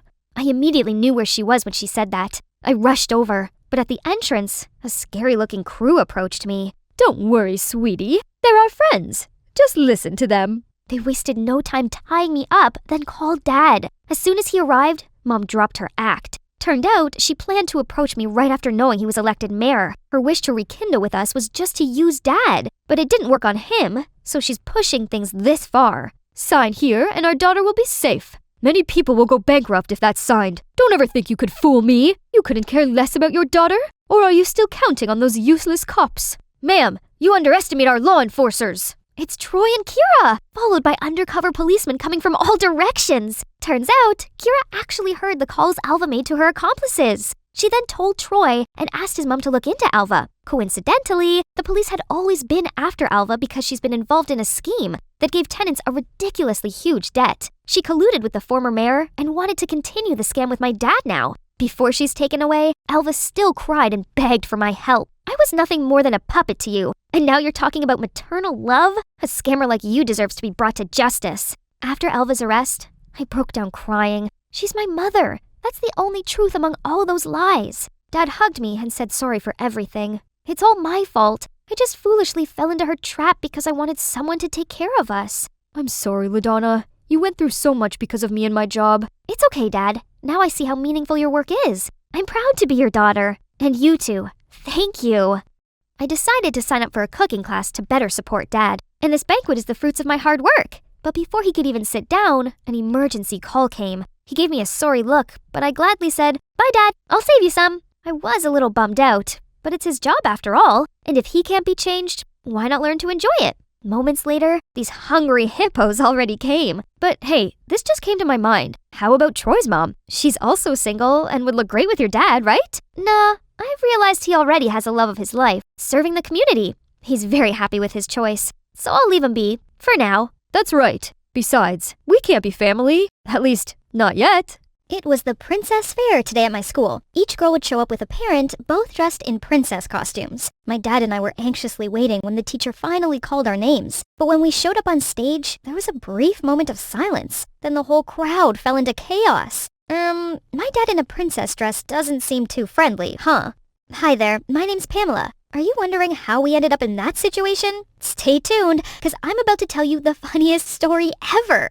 I grew up with two loving parents. Mom ran a popular pizzeria in town, while Dad was a professional boxer. But then, Mom passed away in an accident while Dad was away on a tournament. After that, Dad couldn't stop grieving and blamed himself for leaving Mom alone. So he decided to quit boxing to take care of me and the pizzeria. Growing up, Dad would always make sure I didn't miss out on being a girl, but somehow he failed every single time. It's a miracle. Like, when he tried to do my ponytail, he struggled so much I thought he was boxing with my hair. Today was just one of Dad's failed attempts. After the show, we were heading out when we came across Mr. Rocky, Dad's former competitor. Oh, isn't it Mr. Barkley, our boxing champ? Hi, Rocky. We couldn't believe it when you left the ring. You were a legend, Barkley. But I guess family first, right? Once a famous boxer, now a princess dad? Oh, by the way, this is my son. He's gonna be following in my footsteps. Warrior blood runs in the family, you know? Hope it doesn't run in the family to be a jerk like you. When we were home, I saw Dad ruminating, probably thinking about the encounter with Rocky. So I lied to him. Dad, I know you've been doing this for me, but all these girly things are not for me anyway. Instead, could you teach me boxing? I want to be a boxer like you. Honest to God, I still love being girly and all, but just seeing how happy he was, I knew I had made the right choice. From then on, I grew up helping Dad run the pizzeria and learned boxing with him. Eventually, Dad got more students. Carson is the oldest and Dad's favorite. He also came to live with us and help with the restaurant. Business soon started picking up thanks to my boxing bros. The customers, especially females, loved them. Soon, we became the hottest pizzeria in town. One time, while running errands for the restaurant, we heard an old lady yelling at someone. "You're stealing my cookies, young man!" But the guy just walked away, leaving the hopeless lady behind. The audacity of him! I immediately charged at him and tackled him to the ground. "Didn't you hear, you thief? Return her cookies now!" Hey, stop! It's a misunderstanding. I saw her putting the cookies in her bag already. The old lady immediately checked her bag and her cookies were indeed inside. I awkwardly released the guy, and once he turned around, I was shocked. He looks like an angel walking on earth, even with that annoyed look he was throwing at me. Is this love at first sight? On my way home, I couldn't stop dreaming about him, when suddenly I noticed a moving truck parked at the building next door, and right there was him. He was sweating profoundly, then suddenly took off his shirt, revealing his six-pack. Whoa, it's my lucky day. Later, I asked around and learned that his name is Denzel, and he just moved here with his mother, Michelle. From then on, I couldn't focus on anything else, as pretty boy Denzel and his heavenly abs kept running through my head. Hey, what's up? What's wrong with you? Oops, sorry. It's just that I think I have a major crush on our new neighbor, Denzel. What? For real? Yeah, but I don't know what to do. Got any advice? I got plenty, but... Oh, come on! I'll do anything, please! Okay. Now listen carefully. According to Carson, the best way to show my charm is by flexing my muscles. So I set up this new punching bag right in front of the house, waited for him to show up, and used all my might to pound on the thing. Ha!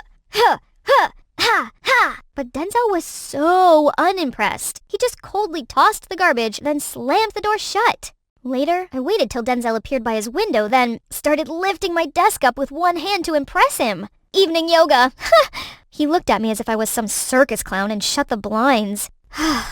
Bummed out, the next day I went to talk to Carson. Nothing I try works. He just doesn't care. You sure? It worked every time I wanted to get girls. But I'm a girl. Ugh, you're messing with me, aren't you? Gotcha. But what's so interesting about him anyway? You could be with me instead. I can treat you better, Pam. You're just like a brother to me, Carson. Thanks for your help, by the way. So much for counting on him.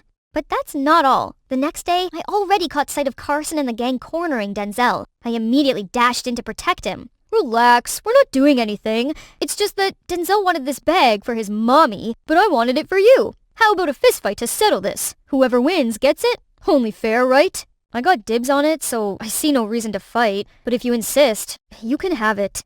Stop pretending to be so generous. Just say you're scared, wimp. Wah, wah, wah. I don't like fighting. Then he calmly walked away. I caught up with him around the corner. Hey, don't worry. I got your back. Carson wouldn't be able to touch you. No need. You don't think I can protect you? I'm a boxer, just so you know. Ha! Ah! You know what I hate the most in this world? Boxers. And by the way, could you move your punching bag elsewhere? It frustrates me every time I see it. So all my efforts to charm him are for nothing? And what does he have against boxing anyway? The next couple days, I arrived home from school to see what seemed like a heated argument between Dad and Denzel's mom, Michelle. I came to ask what was happening, and turned out Michelle just opened up a new pizzeria right around the corner from my family's. Now she's officially competing with us. I lost my job in the city, and making pizza is the only job I've ever had. But why in this town? Why so close to our restaurant? We actually inherited the land from Denzel's grandmother, and I can't afford to move anywhere else. But trust me, I didn't mean to compete with your dad. I see. Why don't you come over for cookies? Denzel told me you're in the same class with him, right? Denzel mentioned me? It sure feels awkward with Michelle, but if I could be close to Denzel again, why not? Once inside, I was immediately impressed with a house taken care of by a woman's hand. It's a small space, but felt so cozy. Everything was so organized, and look at all these high heels. Wow! Pamela, I just noticed your hair is so beautiful. Can I style it? Really? Please do! Dad used to make me wear a beanie all the time because he always messed up my hair. It feels so nice being a girl again. I got home thinking Michelle was pretty nice, and she reminded me of Mom. So I explained to Dad, trying to calm him down. But once Carson whispered something to him, he immediately decided to declare war on Michelle. Ironically, Michelle's pizzeria soon attracted all the customers, since Denzel in a waiter outfit is on the next level. Carson and Dad were furious, and they decided to pull pranks on them, starting with the restaurant's sign. Then they spread rumors online that Michelle didn't wash her hands after using the bathroom and went straight into kneading the dough. Carson even planned with Dad to sneak a rat into Michelle's pizzeria to scare the customers away. But I informed her just in time, so she successfully avoided harm. Meanwhile, the more I hung out with Michelle, the closer we got. We went shopping together, recreated all my favorite dishes Mom used to make, and she even taught me how to do makeup. Pamela is so pretty, right, Denzel? Was I hallucinating, or did he just blush?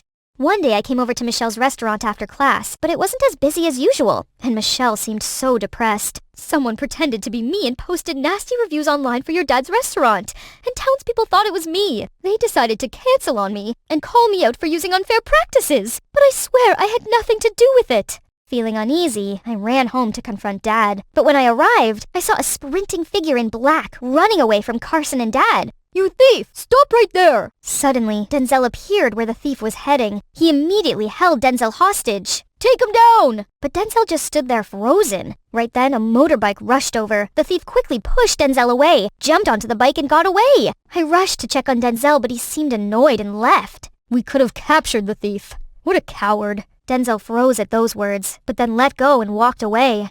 Later, I was glad to know the thief didn't steal anything from my house, but Carson started trash-talking Denzel again. Mr. Barkley, I think Denzel was behind the theft. That was probably why you let them go. Quit it already! Why do you have to be so suspicious and hateful? Oh yeah?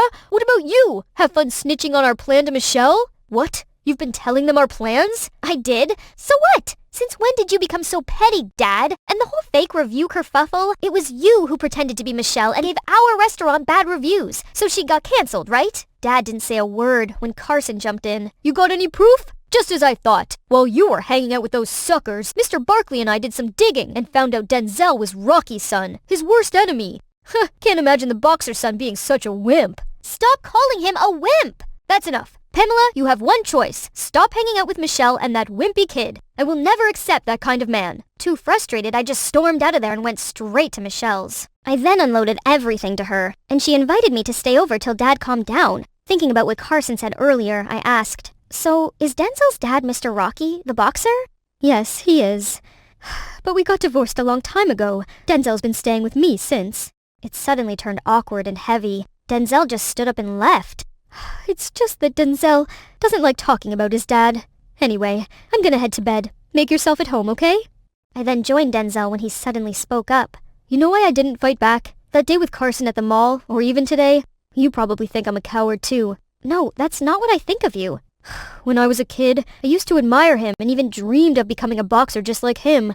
But then that same man, outside the boxing ring, became a monster to my mom. I put him up on a pedestal, but he made her life miserable. So I swore to myself to never use violence and stopped boxing. So that was why he thought the sport itself made people become violent? Surprisingly, after the roof talk, Denzel seemed less distant and even waited for me after class. It was still a little awkward, but just being this close to him was enough to make my heart join Formula One. However, Carson wouldn't stop being an annoying third wheel. Legend, oh legend, the third wheel legend, always in the way. He followed us everywhere, and people started calling us the Three Musketeers. Ugh. Meanwhile, the pranks from Carson and Dad were getting more and more serious. Michelle's supply trucks were constantly tampered with and lost all of their ingredients on the way. Michelle was distraught, while Denzel was furious and suggested he go get the ingredients himself. I had enough. So that afternoon, when Dad was still busy at the restaurant, I confronted Carson. It was you all along, wasn't it? Dad couldn't do all that single-handedly. Thanks to you, Denzel will have to carry the supply himself tonight. Always Denzel, Denzel. Could our conversation be less about that coward and more about you and me? Then maybe I could convince Mr. Barkley to stop. In your wildest dream, even if you were the only man left on Earth, I'd rather go extinct than date you. There, that should knock some senses into him. But later that day, I got a text from Carson. If you want to know who's responsible for the sabotage, come to the junkyard. Oh, by the way, Denzel's gonna drive past too, right? Shipping the ingredients and all. What is he up to? I texted Dad to come with, as this could show him Carson's real face. Then I ran to the junkyard. I arrived to see Carson standing there all by himself. You were right. It was me all along who faked Michelle's reviews and sabotaged her supply trucks. I tried so hard to get you, but you only had eyes for that stupid Denzel. But in just a moment, you'll see you picked the wrong guy. What are you doing? He tied me to a car despite my efforts to get free, then went to set up what seemed like a trap. Just then I saw Denzel, carrying goods on a scooter, about to come through. No! Denzel! Don't! He drove straight into the trap, lost control, and fell over. Oh, boo-hoo! Did it hurt? Too bad. You and I are gonna fight right here, right now. Whoever wins can have Pamela. I already told you, I don't fight. See, Pamela? He's not interested. You're willing to go this far to prove a point? You know what? Challenge accepted. Oh, no. He just fell and looked like he'd hurt his leg. Carson immediately out Denzel easily. I was screaming when someone appeared next to me. Dad! Shh. Let's just see. A true boxing spirit will not back down easily. Just then, we saw Denzel slowly rise up and suddenly gave Carson a knockout. Holy camole! Where did that sudden burst of power come from? I immediately rushed to check on Denzel while Dad went to Carson. I trusted you, but you dared to do all the dirty deeds behind my back. You don't deserve to be a true boxer. Get out of my sight for good. Now! Who's the coward now, huh? You said you'd never fight. My dad makes me think boxing is violent, and violence is bad. But it's not. Abusing violence is. It's okay to fight for justice. In this case, fighting for the people I love. Sorry, Denzel. I was wrong for judging you too quickly. You're not a coward at all. That's right. A man's bravery doesn't just come from his brawn or belligerence, but should come from his spirit. Huh, did I say something wrong? Wow, never thought you could be this mature. My dad then went and apologized to Michelle for hurting her business, and suggested they join forces together and open up a new pizzeria. Fortunately, Michelle was cool and agreed. After that, Denzel decided to get back to boxing. And best of all, my dad is teaching us both. Okay, you two can practice now. I gotta go over to the restaurant to help Michelle. And you know what else? Denzel and I are finally dating. Ouch, it hurts so bad. Oh, I'm sorry. Are you... You and your silly antics. It does hurt. I'm not joking. Does this help then? I was planning a bank robbery with these dudes I hired online. They claim to be ex-criminals, so it's going to be a big haul. We identified the subject, ran through the script one more time, and then headed to the bank. But when we got there, I was speechless! Hi, my name is Jolie. Wondering how I ended up robbing a bank? Come on, I'll take you on a wild ride. I come from a happy family with a mom and dad who always showered me with unconditional love. In fact, they were so perfect, I don't think they'd ever argued about anything. Growing up, I was taught to be a good person and prioritize school for future careers. I did just that, and they were so proud. But then one day, I came home to shocking news. Mom and Dad were getting divorced. But why? Honey, this was the best for both of us. We're just not that compatible. Not compatible? Did you just figure it out overnight? Sweetie, I know this is hard, but we're gonna be okay, I promise. No, we're not. We're a broken family and you just act like it's nothing. Do you even care at all? Days later, I still couldn't get my mind off it until I passed by this restaurant and saw a familiar figure. Was it Dad? Holding hands with a strange woman? What the freak? Dad's been cheating on Mom? I immediately dashed home to tell Mom, but when I got there, I didn't have the heart to break it to her. Mom, you okay? It's just that the divorce has been hard on me. I respect your dad's decision, but this is really hard for me. You're the only family I got now, Jolie. No, she's wrong. I won't let her be this brooding ex-wife of Dad. I'm gonna get him back to her once he sees how his beloved daughter is being affected by this divorce. So the next day, I went to the park and picked the flowers in public. Well, not exactly, but it's bad, right? Then I crossed the street when the sign said stop, but the policeman didn't even bat an eye. Hello? I'm breaking the law over here. Okay then, Mr. Whitman's restaurant we go. I didn't order anything, but just drew all over his wall, in chalk. Well, you don't want it to stay forever, right? But Mr. Whitman appeared and thanked me instead, as I gave him the best ideas to keep the kids entertained while eating in his restaurant. Ugh. Frustrated, I read the whole book at the bookstore without paying, littered in public, and even kicked some trash cans over, but nobody seemed to acknowledge my bad deeds. So I binge-watched some crime movies to activate my evilness. Aha! A robbery! That's why I hired those idiots. Gold Beach Bank and Trust, not Gold Beach the hat shop, you imbecile! Sorry, my mistake. We went ahead with the robbery anyway and managed to steal a bunch of hats, and I made sure to accidentally drop my wallet with my ID inside. The next day, I came home from school to see the store's owner raging at Dad, accusing him of bad parenting. But Dad stayed oddly calm and just paid for all the hats I stole. What? Go get ready. You and I are going to dine out tonight. There's someone I want you to meet. Let me guess. It's the side chick I saw the other day. Jolie, this is Aurora. I'm your dad's friend. Aurora, we should tell her. Oh, drop it! I knew already. You two have been having an affair, haven't you? Jolie, watch your words. Why? Because it's the truth? Dad was about to say something, but Aurora stopped him. I can't believe you do this to Mom. I ran out of there and hid in this alley, crying with an aching heart, when I spotted some guys looking sketchy. They had a suitcase full of money and kept looking around cautiously. Suddenly, I stepped on a squishy, and it made the loudest noise and got them all to turn towards my direction. I immediately ran away before they spotted me and bumped into someone. Who's that? Show yourself! The guy instantly understood the situation and hid me away. Just a cat, Lalo. After the gang left, I stepped out to thank him, and my, such a heartthrob. I was going to offer to repay him, but he just brushed it off and walked away. So freaking cool! Later, I got home and saw Mom packing. She said she'd move out soon, and Dad didn't even stop her. Suddenly, I noticed something. Pictures of Mom and Aurora! Mom, you know this woman? Aurora? Yeah, we've been friends since middle school. Friends? She's not your friend. She and Dad have been having an affair behind your back. It's really over, isn't it? No, Mom! You need to stand up for yourself. If you don't do anything, then I will. There's only one way now. Get the school involved. If they see a straight A student like me suddenly turn rebellious, they'll talk some sense into Dad, right? But of course, I need to make sure my bad deeds are legit this time. Suddenly, I noticed everyone buzzing around. Oh my god, did you hear? We got a new transfer student, and he's got such a bad boy vibe. Tell me about it. He's been the hottest topic ever since he got here. Oh my god, he's coming this way. I turned around and my jaw dropped. It was the guy I met yesterday. Suddenly headed straight to me. There you are. You're looking for me? No, but I'm just tired of people surrounding me. Let's get out of here. So, transfer student, huh? What happened to your hair? Just thought I'd change it up a little. You know, more appropriate for school. Wait, aren't you like some kind of bad boy? Why are you following the rules? I got a bit of a reputation, but I'm ready to change my ways. No, good guys finish last, didn't you hear? That's why I'm trying to change too, to spice things up a bit. So, please, teach me to be a delinquent. If you wanted that bad, then sure. Yay! Thank you! You're gorgeous, man. Ooh, and a jacked bod, too. Tyler and I started my new rebellious plan. Okay, show me what you got. I immediately went straight to a group of nerds, slammed my hand on the table and snatched a guy's burger and started mooching off it. Here's some fries. Did your parents starve you? No! I immediately stood up and left, and saw Tyler, who was laughing at me hysterically. That's your idea of being mean? I know I'm bad, that's why I need you to enlighten me. Tyler then taught me some pranks, and it was hilarious. We kept the door shut with 20 different locks and enjoyed seeing the teacher struggling to crack them all open. Got the screen to show a bunch of memes during class, then played a bell ringing sound every 15 minutes, confusing everyone. The cherry on top was to get loads of adult diapers shipped to our beloved principal, cash on delivery. When the principal asked who did it, I proudly took the fall.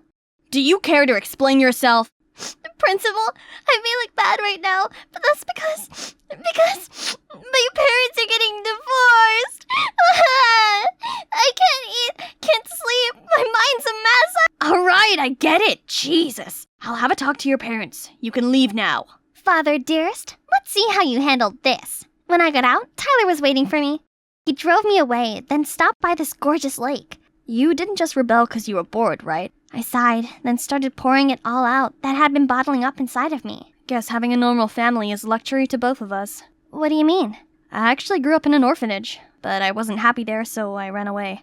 I ended up on the streets and causing trouble. Luckily for me, my foster dad noticed and adopted me. I'm extremely grateful to this day, so I'm always looking to help him with the business. Your dad has a business? What does he do? Tyler didn't answer me. When we got back, Aurora was already there waiting for me. What are you doing here? Your dad went on a business trip and asked me to come over to look out for you for a few days. No, thank you. I can look out for myself. And who is this young man? Have we met before? Would you please stop poking your nose into my business? Can't believe Dad still went ahead with the divorce after meeting with the principal. And now I'm stuck here with this annoying woman. Just wouldn't let me leave the house and even ordered this rubbish dusk till dawn curfew on me. You're not going to see that guy. He's trouble. Please, you're not my mom. So I continued meeting up with Tyler. But strangely, whenever I suggested we hang out at his place, he always seemed hesitant. So one time I went to his house to surprise him, but upon seeing me, he looked so worried. What are you doing here? You're not supposed to come here. We have a guest today. I turned around and was transfixed to see the sketchy guy from the alley. Lalo, I'm Tyler's dad. You must be... Jolie. Oh, right, Jolie. Tyler told me lots about you. Come on in. Be my guest. But Tyler pulled me out of there. We stopped at a nearby park when he finally loosened up a little. That man was your foster dad? Yeah, I just couldn't tell you the truth. I'm afraid you wouldn't want me around anymore. That's not true. You don't get it. He's running an illicit business, and now he's asking me to take over. I know I'm deeply indebted to him, but I don't want to do anything illegal. Then don't. Just because he brings you up doesn't mean you have to do everything by his orders, especially breaking the laws, right? Tyler nodded, but still seemed troubled. That evening, Tyler was driving me back home when I suddenly saw a familiar face. I told him to drop me off there. Inside, Aurora was sitting side by side with a man, both looking all dressed up. Across the table was another person. What was she up to? I'm telling you, this pair of top-notch diamond rings is perfect for your wedding. Right. We only want the best for our wedding. Right, babe? Wedding? Those two? She's two-timing my dad. I quickly recorded their conversation and went home. Dad should be back tonight from his business trip. But when I told Dad everything, even with the recording, he still wouldn't believe me. What are you talking about? I was just out shopping all day with my friends. Told you so. Dad, you'll regret this deeply. And you, don't even think you could get away with this. I'll never accept you into this family. Tomorrow, the court will decide who I'm going to stay with. I know just what to do. I can't be in this house any longer. At the court, I stood up, to everyone's surprise, and spoke about how I got mistreated at home with Dad and Aurora, and asked to stay with my mom. The judge then asked Mom what she thought. I'm not so sure. Jolie should just stay with her dad. I was completely disappointed. Mom wouldn't even fight for me. When we got home, Dad immediately went bonkers on me while Aurora pulled off her nice act again. Right then, I got a text from Tyler asking to meet up, so I just stormed out of there. No, Jolie, wait up! When I arrived, Tyler looked surprised. Jolie, what are you doing here? Mijo, I used your phone to ask her to come here. Lalo then ordered his gang to tie me up. I was struggling to get away when someone rushed towards us. Lalo! Wait, Aurora? She knew this gangster? Release her now, or the police will get here any minute. Thanks for the intel, Miss DEA agent. We're about to leave. With your daughter, of course. Now, if you want to save her, fill in the place. DEA agent? As in, undercover cop? Fine, take me instead. Lalo's gang tied her up and pushed her into the van. That's right. Boys, take this brat too. We can't spare any witnesses on the scene. We had a deal, Lalo. Really? Didn't ring a bell. He ordered Tyler to drive away while the police siren was getting louder. Suddenly, Tyler took a turn. What are you doing? That is not the way! While they were distracted, Aurora slipped out the multi-tools in her pocket and started cutting the ropes around my hands. I did the same to her. Tyler then made a sudden stop. Lalo and the gang lost his balance and fell to the floor. The police immediately surrounded the van and captured these criminals. Jolie, you were right. You didn't get hurt anywhere, right? Yeah, thank you for saving me. And I'm sorry for acting so rude. It's just, I'm not ready to move on from the divorce yet. Sweetie, there's something really important I want to tell you. I'm your biological mother. What are you saying? Jean is my biological mother. No, sweetie. She's a friend of mine. I know this is all confusing, but just listen. 16 years ago, your dad and I had you. Right after giving birth, I had to move to Mexico to handle a serial diamond smuggling case caused by Lalo. And Jean offered to help out with you. I figured you deserve a normal, happy family, so I accepted her help and asked her to move to our house. Years later, thinking the case was finally closed, I moved back home, ready to reunite with you and your dad. But I suddenly got the news Lalo's organization was still operating and had to move to the States. I couldn't risk putting you in danger, so I hid the truth from you. But what about the person who talked about the wedding with you? Oh, that's Alejandro, my partner. We were just pretending to be a couple for the investigation. Oh, I had no idea. You've done so much for me. Of course, you're my daughter. Thank you, Mom. Finally, everything became clear. But as we got to the house, Jean, suddenly came dragging me away. You're my daughter. No one gets to take you away from me. Just because you raised Jolie doesn't mean you get to do anything to her. If you truly love her, you would only want the best for her. Jean then broke down crying, revealing she had lost her reproductive ability. She was so happy she had me to take care of and treated me like her own daughter. Hey, don't worry. You'll forever be my mom. I gave Jean the biggest hugs. That's when I noticed Tyler was happy for me, but sad at the same time. I suddenly realized he didn't have a family anymore. I have an idea. Why don't you adopt Tyler into your home? Tyler and Jean looked at each other, and bright smiles appeared on their faces. Everything finally turned out to be okay. I've been trying to catch up with Mom and make up for all those lost years, but I also don't forget my second mom either. Tyler, or should I say my boyfriend, now lives with Jean, and he's driving me to visit her. I'm so happy I finally have a loving family and a baddie boyfriend. Only this time, we're not trying to break bad anymore. Hi, I'm Donna, an influencer extraordinaire and soon-to-be supermodel. My family are my biggest supporters. Look, there's my sister Charlotte. Even though my parents are busy running the family corporation, they buy me whatever I want. This includes this spectacular dress for the upcoming Elite Model Look contest. Girls, get ready. We're eating out tonight. Yay! Charlotte just helped Dad secure another business contract, so it's time to celebrate. At the restaurant, Mom, Dad, and Charlotte walked ahead while I showed my 329,587 followers around. My fans even commented that I should compete for Miss USA. Suddenly, someone bumped into me, causing me to drop my phone.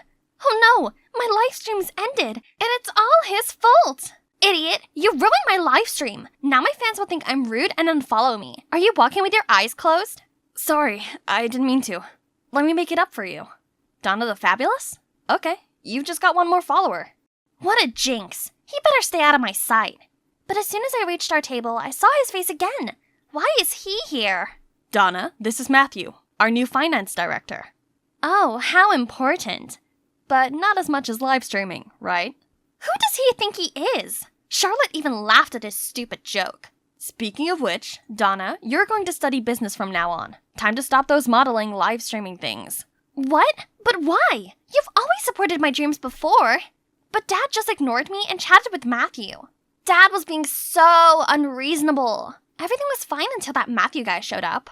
Charlotte comforted me and suggested we attend business classes for me while I prepared for the modeling contest. What a brilliant idea! Oh, I love my amazing quick-witted sister. I then put all of my focus into practicing for the contest. But Matthew kept on disturbing me with his nonsense. He even sent me a picture of wedding rings saying, "Are these okay? Think they'll match us?" I frantically called him to ask him what all the gibberish was about. Hasn't your dad told you yet? We're getting engaged and taking charge of the company together.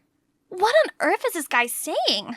Since when was I expected to marry some guy I barely knew and take over a business I had no interest in? Dad should have some explanation for this. Upon arriving home, I confronted Dad, but he just sighed and said he was planning on telling me himself. But you can't just dictate my career and who I marry. Donna, I only want the best for you.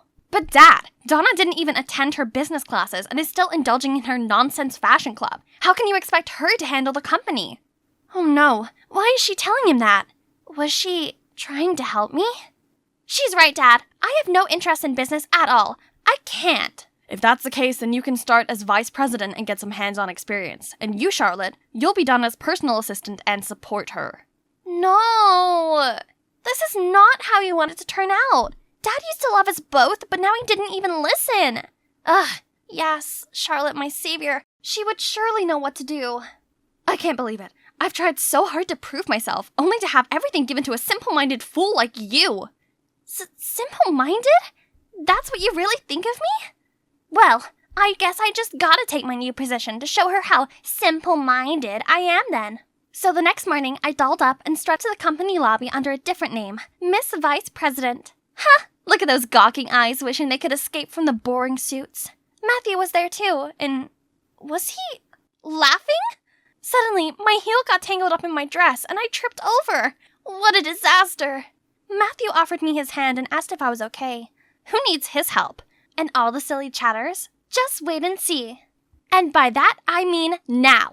Matthew introduced me to the company's core members and announced some new strategic goals for the company. ROI, margin, accounts. Geez, what kind of language is he speaking? After what seemed like an eternity, he asked if anyone wanted to add anything. Aha!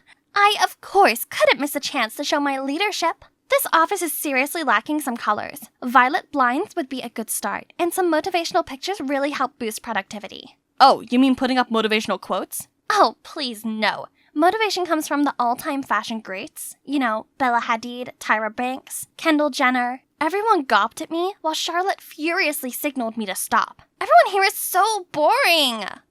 Alright, I'll stop then. My first day was then followed by tedious meetings and schedules. Everyone was talking gibberish and making me sign a bunch of papers. But every cloud has a silver lining, and for a foodie like me, that's dinner meetings. These people really know how to enjoy life, don't they? But before I could even have my first bite, they all started asking me about proposal this and project that. Fortunately, Matthew was there to save the day. Honestly, he seems pretty good at his job, and he's quite attractive when focused. Oh yeah, work. I gotta contribute my own talents at work too. So, the next day, I put the sign on my door, then sat back and watched my favorite fashion show. Ooh, look at those dazzling dresses! One day, I'd be walking the runway in a gown like that, not sitting here surrounded by confusing numbers and papers. Later, when I opened the door, an endless line of people was already waiting for me. Jeez, can't this company with all these brilliant brains function without me? Right then, Charlotte came dragging me away. What happened? Oh gosh, I didn't know that my computer was connected to the meeting room's projector, so everyone had been watching Project Runaway with me. Matthew was in the conference room too. Why didn't he fix it? Okay, everyone. We should thank our cute boss for giving us a lot of ideas for our problems. He finished the meeting and let them out. But Charlotte was still standing there fuming at me. Cute? There is nothing cute about it. Don't get any wrong ideas that he likes you. Wait for me, Maddie. What is with that attitude? Oh, right. I've seen the gooey-eyed look she gives Matthew. Does she have feelings for him? Before I could pry further, I was sent to Millen for another stupid meeting. Feeling bored, I watched a fashion show to kill time when someone startled me from my side. I personally think this collection is overrated. Oh, sorry if I scared you. I'm Brian. He then gave me his business card, and wow, he's the CEO of a modeling firm in France. Are you coming to the fashion week too? I wish. I actually came for work. What a pity. There's a modeling contest this week. I can tell a true beauty like you is destined for the crown. I missed so many chances to be on the runway. If I make it this time, maybe Mom and Dad will see how serious I am about modeling. This is too amazing of an offer to refuse. Brian, I'm coming with you. At the show, I made sure my phone was off so I could truly immerse myself in all the glamour of the newest fall collection. Brian then kept his word and took me to the audition. I was super nervous at first, but unexpectedly, everyone else looked so amateur. Meanwhile, I strutted like a pro, confident that this time I would get an offer. But for now, reality was calling. As soon as I turned on my phone, a zillion missed calls from Dad and Matthew popped up. This screamed trouble, so I quickly got Brian's contacts and returned home. There, Charlotte went all banshee shrieking mode on me, accusing me of being irresponsible and selfish for skipping the important meeting. Dad, if you don't do something about this, Donna will destroy the company you've worked so hard to build. That's right. But instead of yelling at her, you should have been there to help out. I'm so disappointed in you, Charlotte. Oh God. Charlotte's face turned pale immediately. Dad should be scolding me, not her. Feeling a little bad for Charlotte, the next day I went to talk to her, but it sounded like she was arguing with someone inside. I walked in to see Matthew sitting there with loads of pictures of Brian and me. We're still, in Charlotte's words, it looked like we were dating. A few photos can't change the fact that we're getting engaged. He then grabbed my hand and pulled me outside, leaving a stunned Charlotte behind. How are you so sure that I'm not seeing someone else? It's just a feeling. Or maybe it's just my hope, because What did he mean by hope? And holy shrimp, why is my heart beating so crazy? What a day. I thought it was finally over when Dad slammed the pictures of me and Brian down in front of me. He was so mad at me, he decided our engagement would be tomorrow instead of a month, as planned. But I haven't mentally prepared for this. So here I am, at my engagement ceremony, waiting for my fiancé to arrive. Just kidding. Actually, Brian called me last minute to tell me the best news ever. A fashion brand had chosen me as their ambassador. I needed to fly over for some paperwork. Thanks to him, I successfully escaped the engagement and flew to Milan to meet up with him. Finally, I got to pursue my long-repressed dream in my favorite city and not pay heed to my dad's ridiculous orders. Yay! As I woke up the next morning, I eagerly reached for my phone to call Brian, but... Huh? Where was it? I looked at the nightstand, but my passport, my wallet, and all of my stuff had disappeared. I dashed to the reception asking for Brian's room, but they all shook their heads saying there was no one by that name staying there. Frantic, I used their computer and checked the website for his phone number, but it kept saying error. Then I looked up any information about the contest, but found zilch. How could he do this to me? I trusted him. Now I'm in a foreign country, all alone, and with no money. What am I gonna do? I can't just call Dad to come get me. And neither can I call Charlotte. There's only one person I could contact right now. So I called Matthew, and he flew over immediately. We were walking along the Navili Canal to get some dinner before heading back. I thought he would be furious right now because I ran away from our engagement, but he was just quiet the whole time. So, is it okay for you to suddenly come here? I mean, work and stuff, you know? It's alright. You come first. Everything else comes after. That's sweet of him, but I needed to make sure he didn't get the wrong message. I called for your help, but that doesn't mean I want to get engaged. I'm not ready to commit. At first, I wanted this marriage to happen, but now I'm not so sure anymore. Oh my. Did me running away from the engagement upset him that much? As we stepped through the door, I saw Mom, Dad, and Charlotte waiting for us. Charlotte instantly bombarded me with her dolphin frequency yelling, saying how much they worried about me, how irresponsible and terrible I was. You should have won an Oscar for your acting, Charlotte. Unfortunately, your partner played you this time. Acting?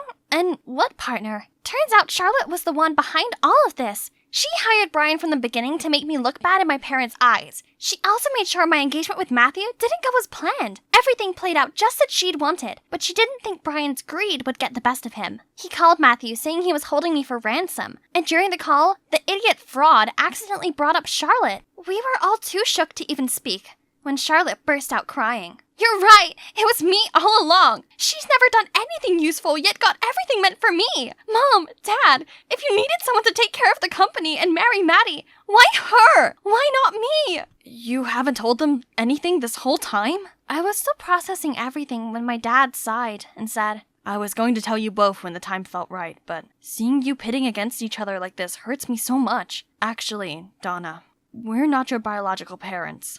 Turns out, Dad was my parents' private lawyer, and the company belonged to my real parents, not to Dad. But then, my parents got into a terrible accident, and during their last minutes, they gave the company, and me, over to him. They asked Dad to raise me properly and arrange for me to marry Matthew as a part of their deal with Matthew's parents. Growing up and seeing me so passionate about modeling, Dad was gonna let Charlotte run the company and let me live my life how I wanted to. But then Matthew and his family showed up and insisted we get engaged according to the deal. Dad had no choice but to respect them and carry out my parents' will. So, my current beloved Mom and Dad are not my actual family. We're still... My biological parents had both passed away. Donna, we hope you understand. Though we're not related, we have always loved you as our daughter. This is very hard for us too. I looked at Mom and Dad, the ones who had always loved and cared for me.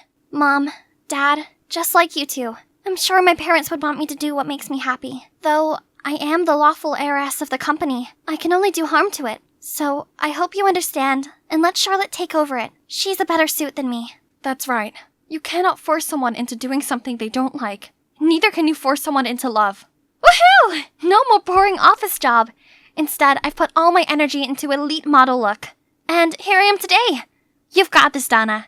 I confidently strutted down the runway with Mom, Dad, and Charlotte cheering from the audience. And when I finished my part, I joined my family and nervously waited for the MC to announce the chosen ones. Samantha Friske, Amelia Davis, and Donna Rossi! Yes! I've made it! I've been waiting for this day for so long! Suddenly, I spotted Matthew coming towards us. Congratulations, Donna. I knew you'd get it. Thank you for coming. I know love cannot be forced, nor should I rush it, but whenever you're ready, Donna, will you go out with me? How about now? Look at this gorgeous golden cruise. Isn't it perfect for my 16th birthday? Here comes the most exciting part of tonight. Gifts, of course. All the guests lined up, eager to hand me their presents. Mr. Robinson bought me this eau de parfum in a dainty gold bottle. Yep, approved. What's next? Ooh, a pair of Jimmy Choos from the Mitchells? Gold, of course. Nice color, but the heels are far too low. What a bummer. I'll have to pass on this. That's right. Every single thing of mine needs to follow specific standards. Why, you ask? Well, my mom saw me as her beautiful angel deserving wonderful golden luxuries since the day I was born with this silky blonde hair and sparkling amber eyes. So much that she immediately changed my nursery interior to gold, along with all my baby clothes and toys to match my features. Throughout my childhood, Mom continued to spoil me with life's wonderful golden luxuries.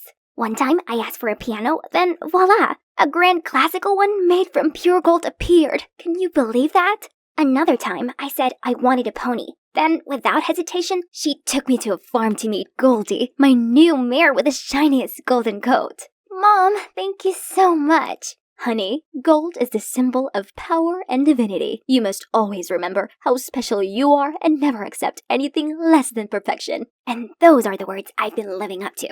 Back to my birthday party. It's time for birthday cake! But the flowers are pink. I want it all gold. Chef friends, please scrape them all out and replace them with gold ones.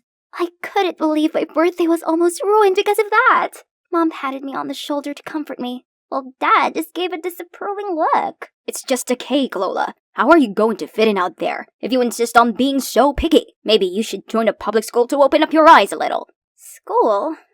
That's not a bad idea. Always being homeschooled meant I didn't have any friends. Even the guests today are all my parents' business partners. But Mom opposed the idea immediately as she didn't want me to go through any hardships.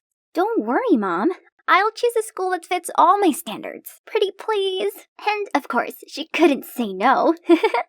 So, here I am, negotiating straight up with the principal.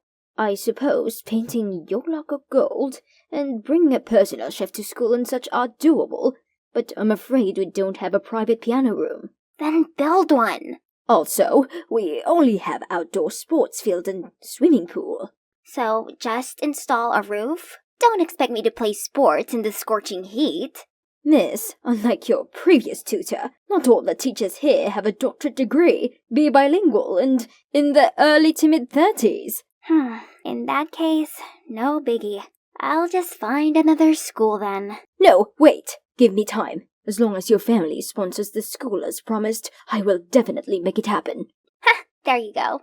Finally, it's my first day of school. Immediately, all the students already swarmed around me in awe of my noble vibes and fashion sense. No surprises, as this school needs a serious makeover. But wait, that blonde girl looks pretty neat. Ooh, she even carried a yellow Chanel classic flat bag. What a coincidence.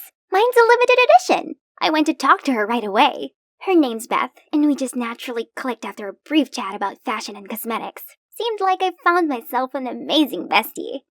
Every day after class, I took Beth on shopping sprees at Saks for bonding.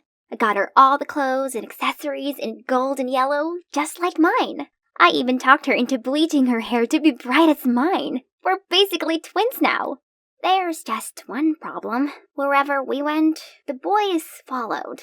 If you go out with me, I'll give you the latest Gucci collection. Sorry, I just bought the whole store. I can pick the stars for you if you want. Is that so? And what should I do with those useless rocks? My dad just bought me a Ferrari. I can take you anywhere. Good for you. Too bad my Rolls Royce is there. Bye. Why do they have to make such a scene? There's no way I'd fall for those idiots. I want my Prince Charming who meets all my golden standards. How about just letting everyone know my ideal type? Then I can suss out the pyrite from the real deal boyfriend material. With no time to waste, I created an Ask Me a Question story on IG and asked Beth to cooperate. Now all I have to do is to list my requirements. The next morning at school, all of the dorks finally left me alone. Oh, except for this guy. Hey, Sugar Plum, I can be the man of your dreams. So, this is Josh, captain of the soccer team. Also the hottest boy here. It seemed he met all of my standards. Is he my perfect missing piece? I was dead wrong.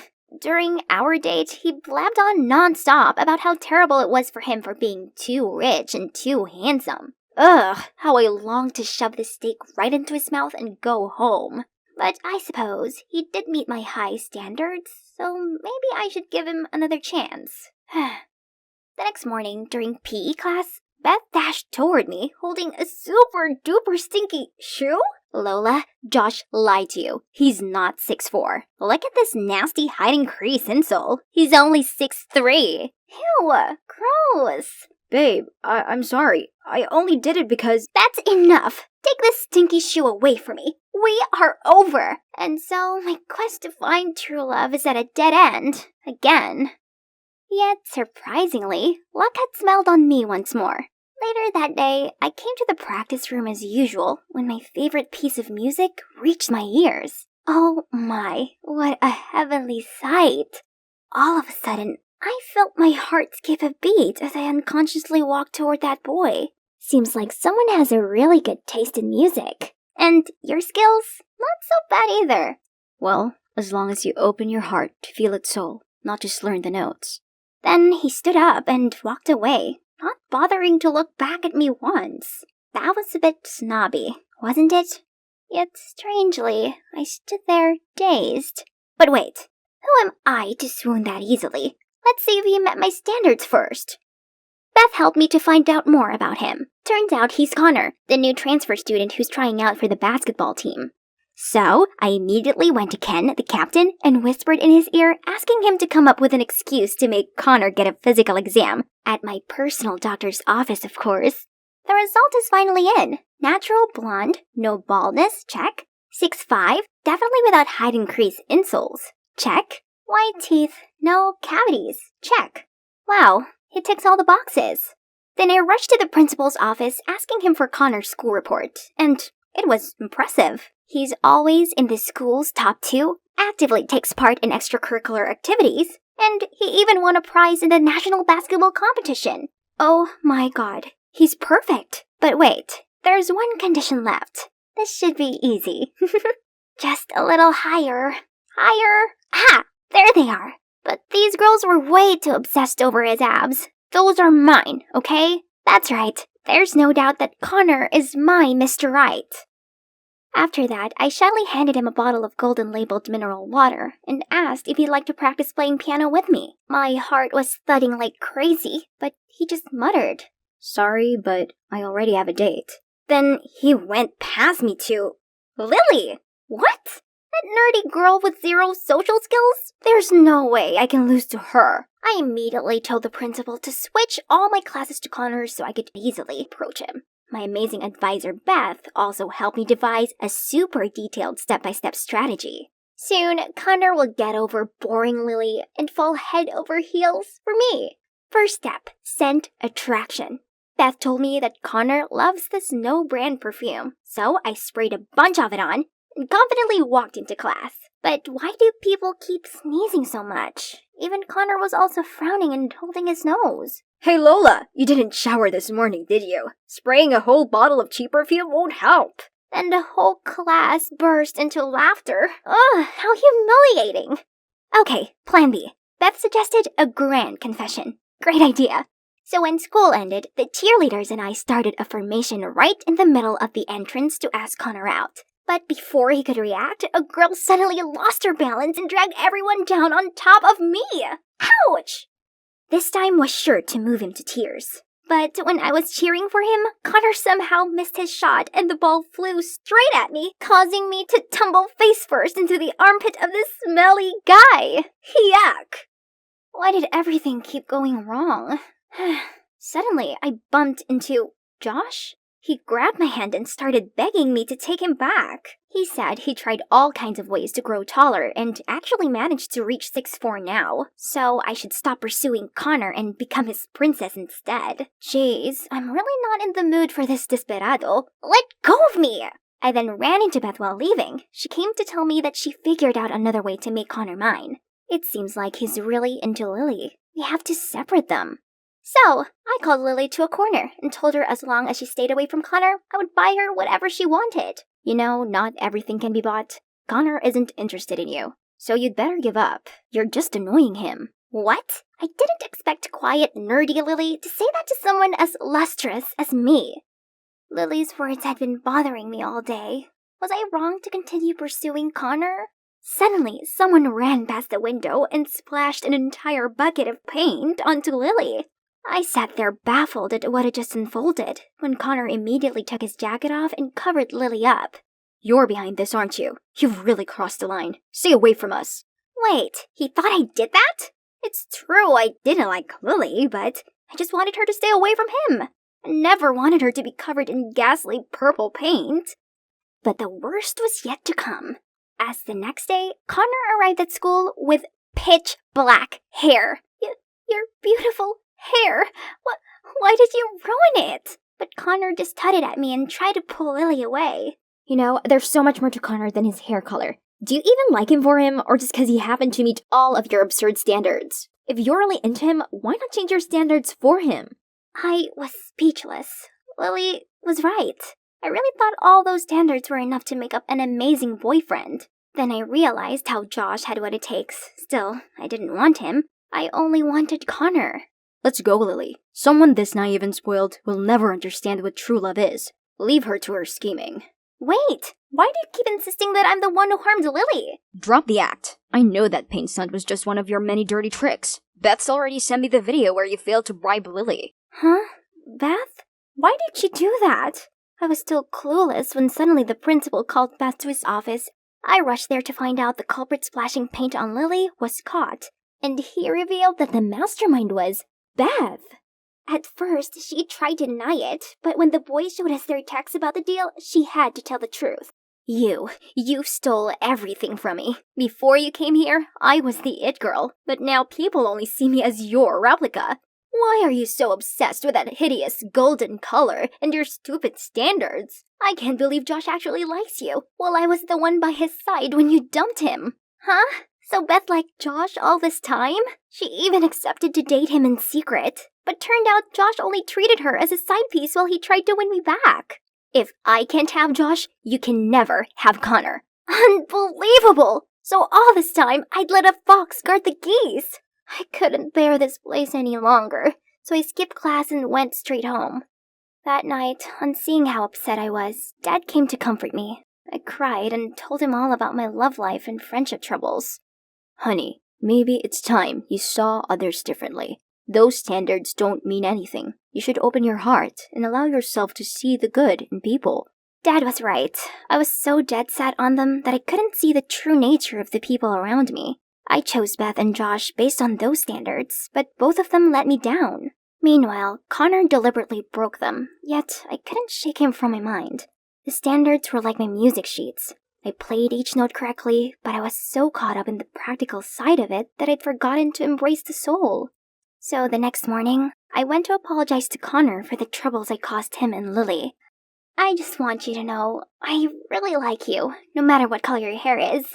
But may I ask you one question?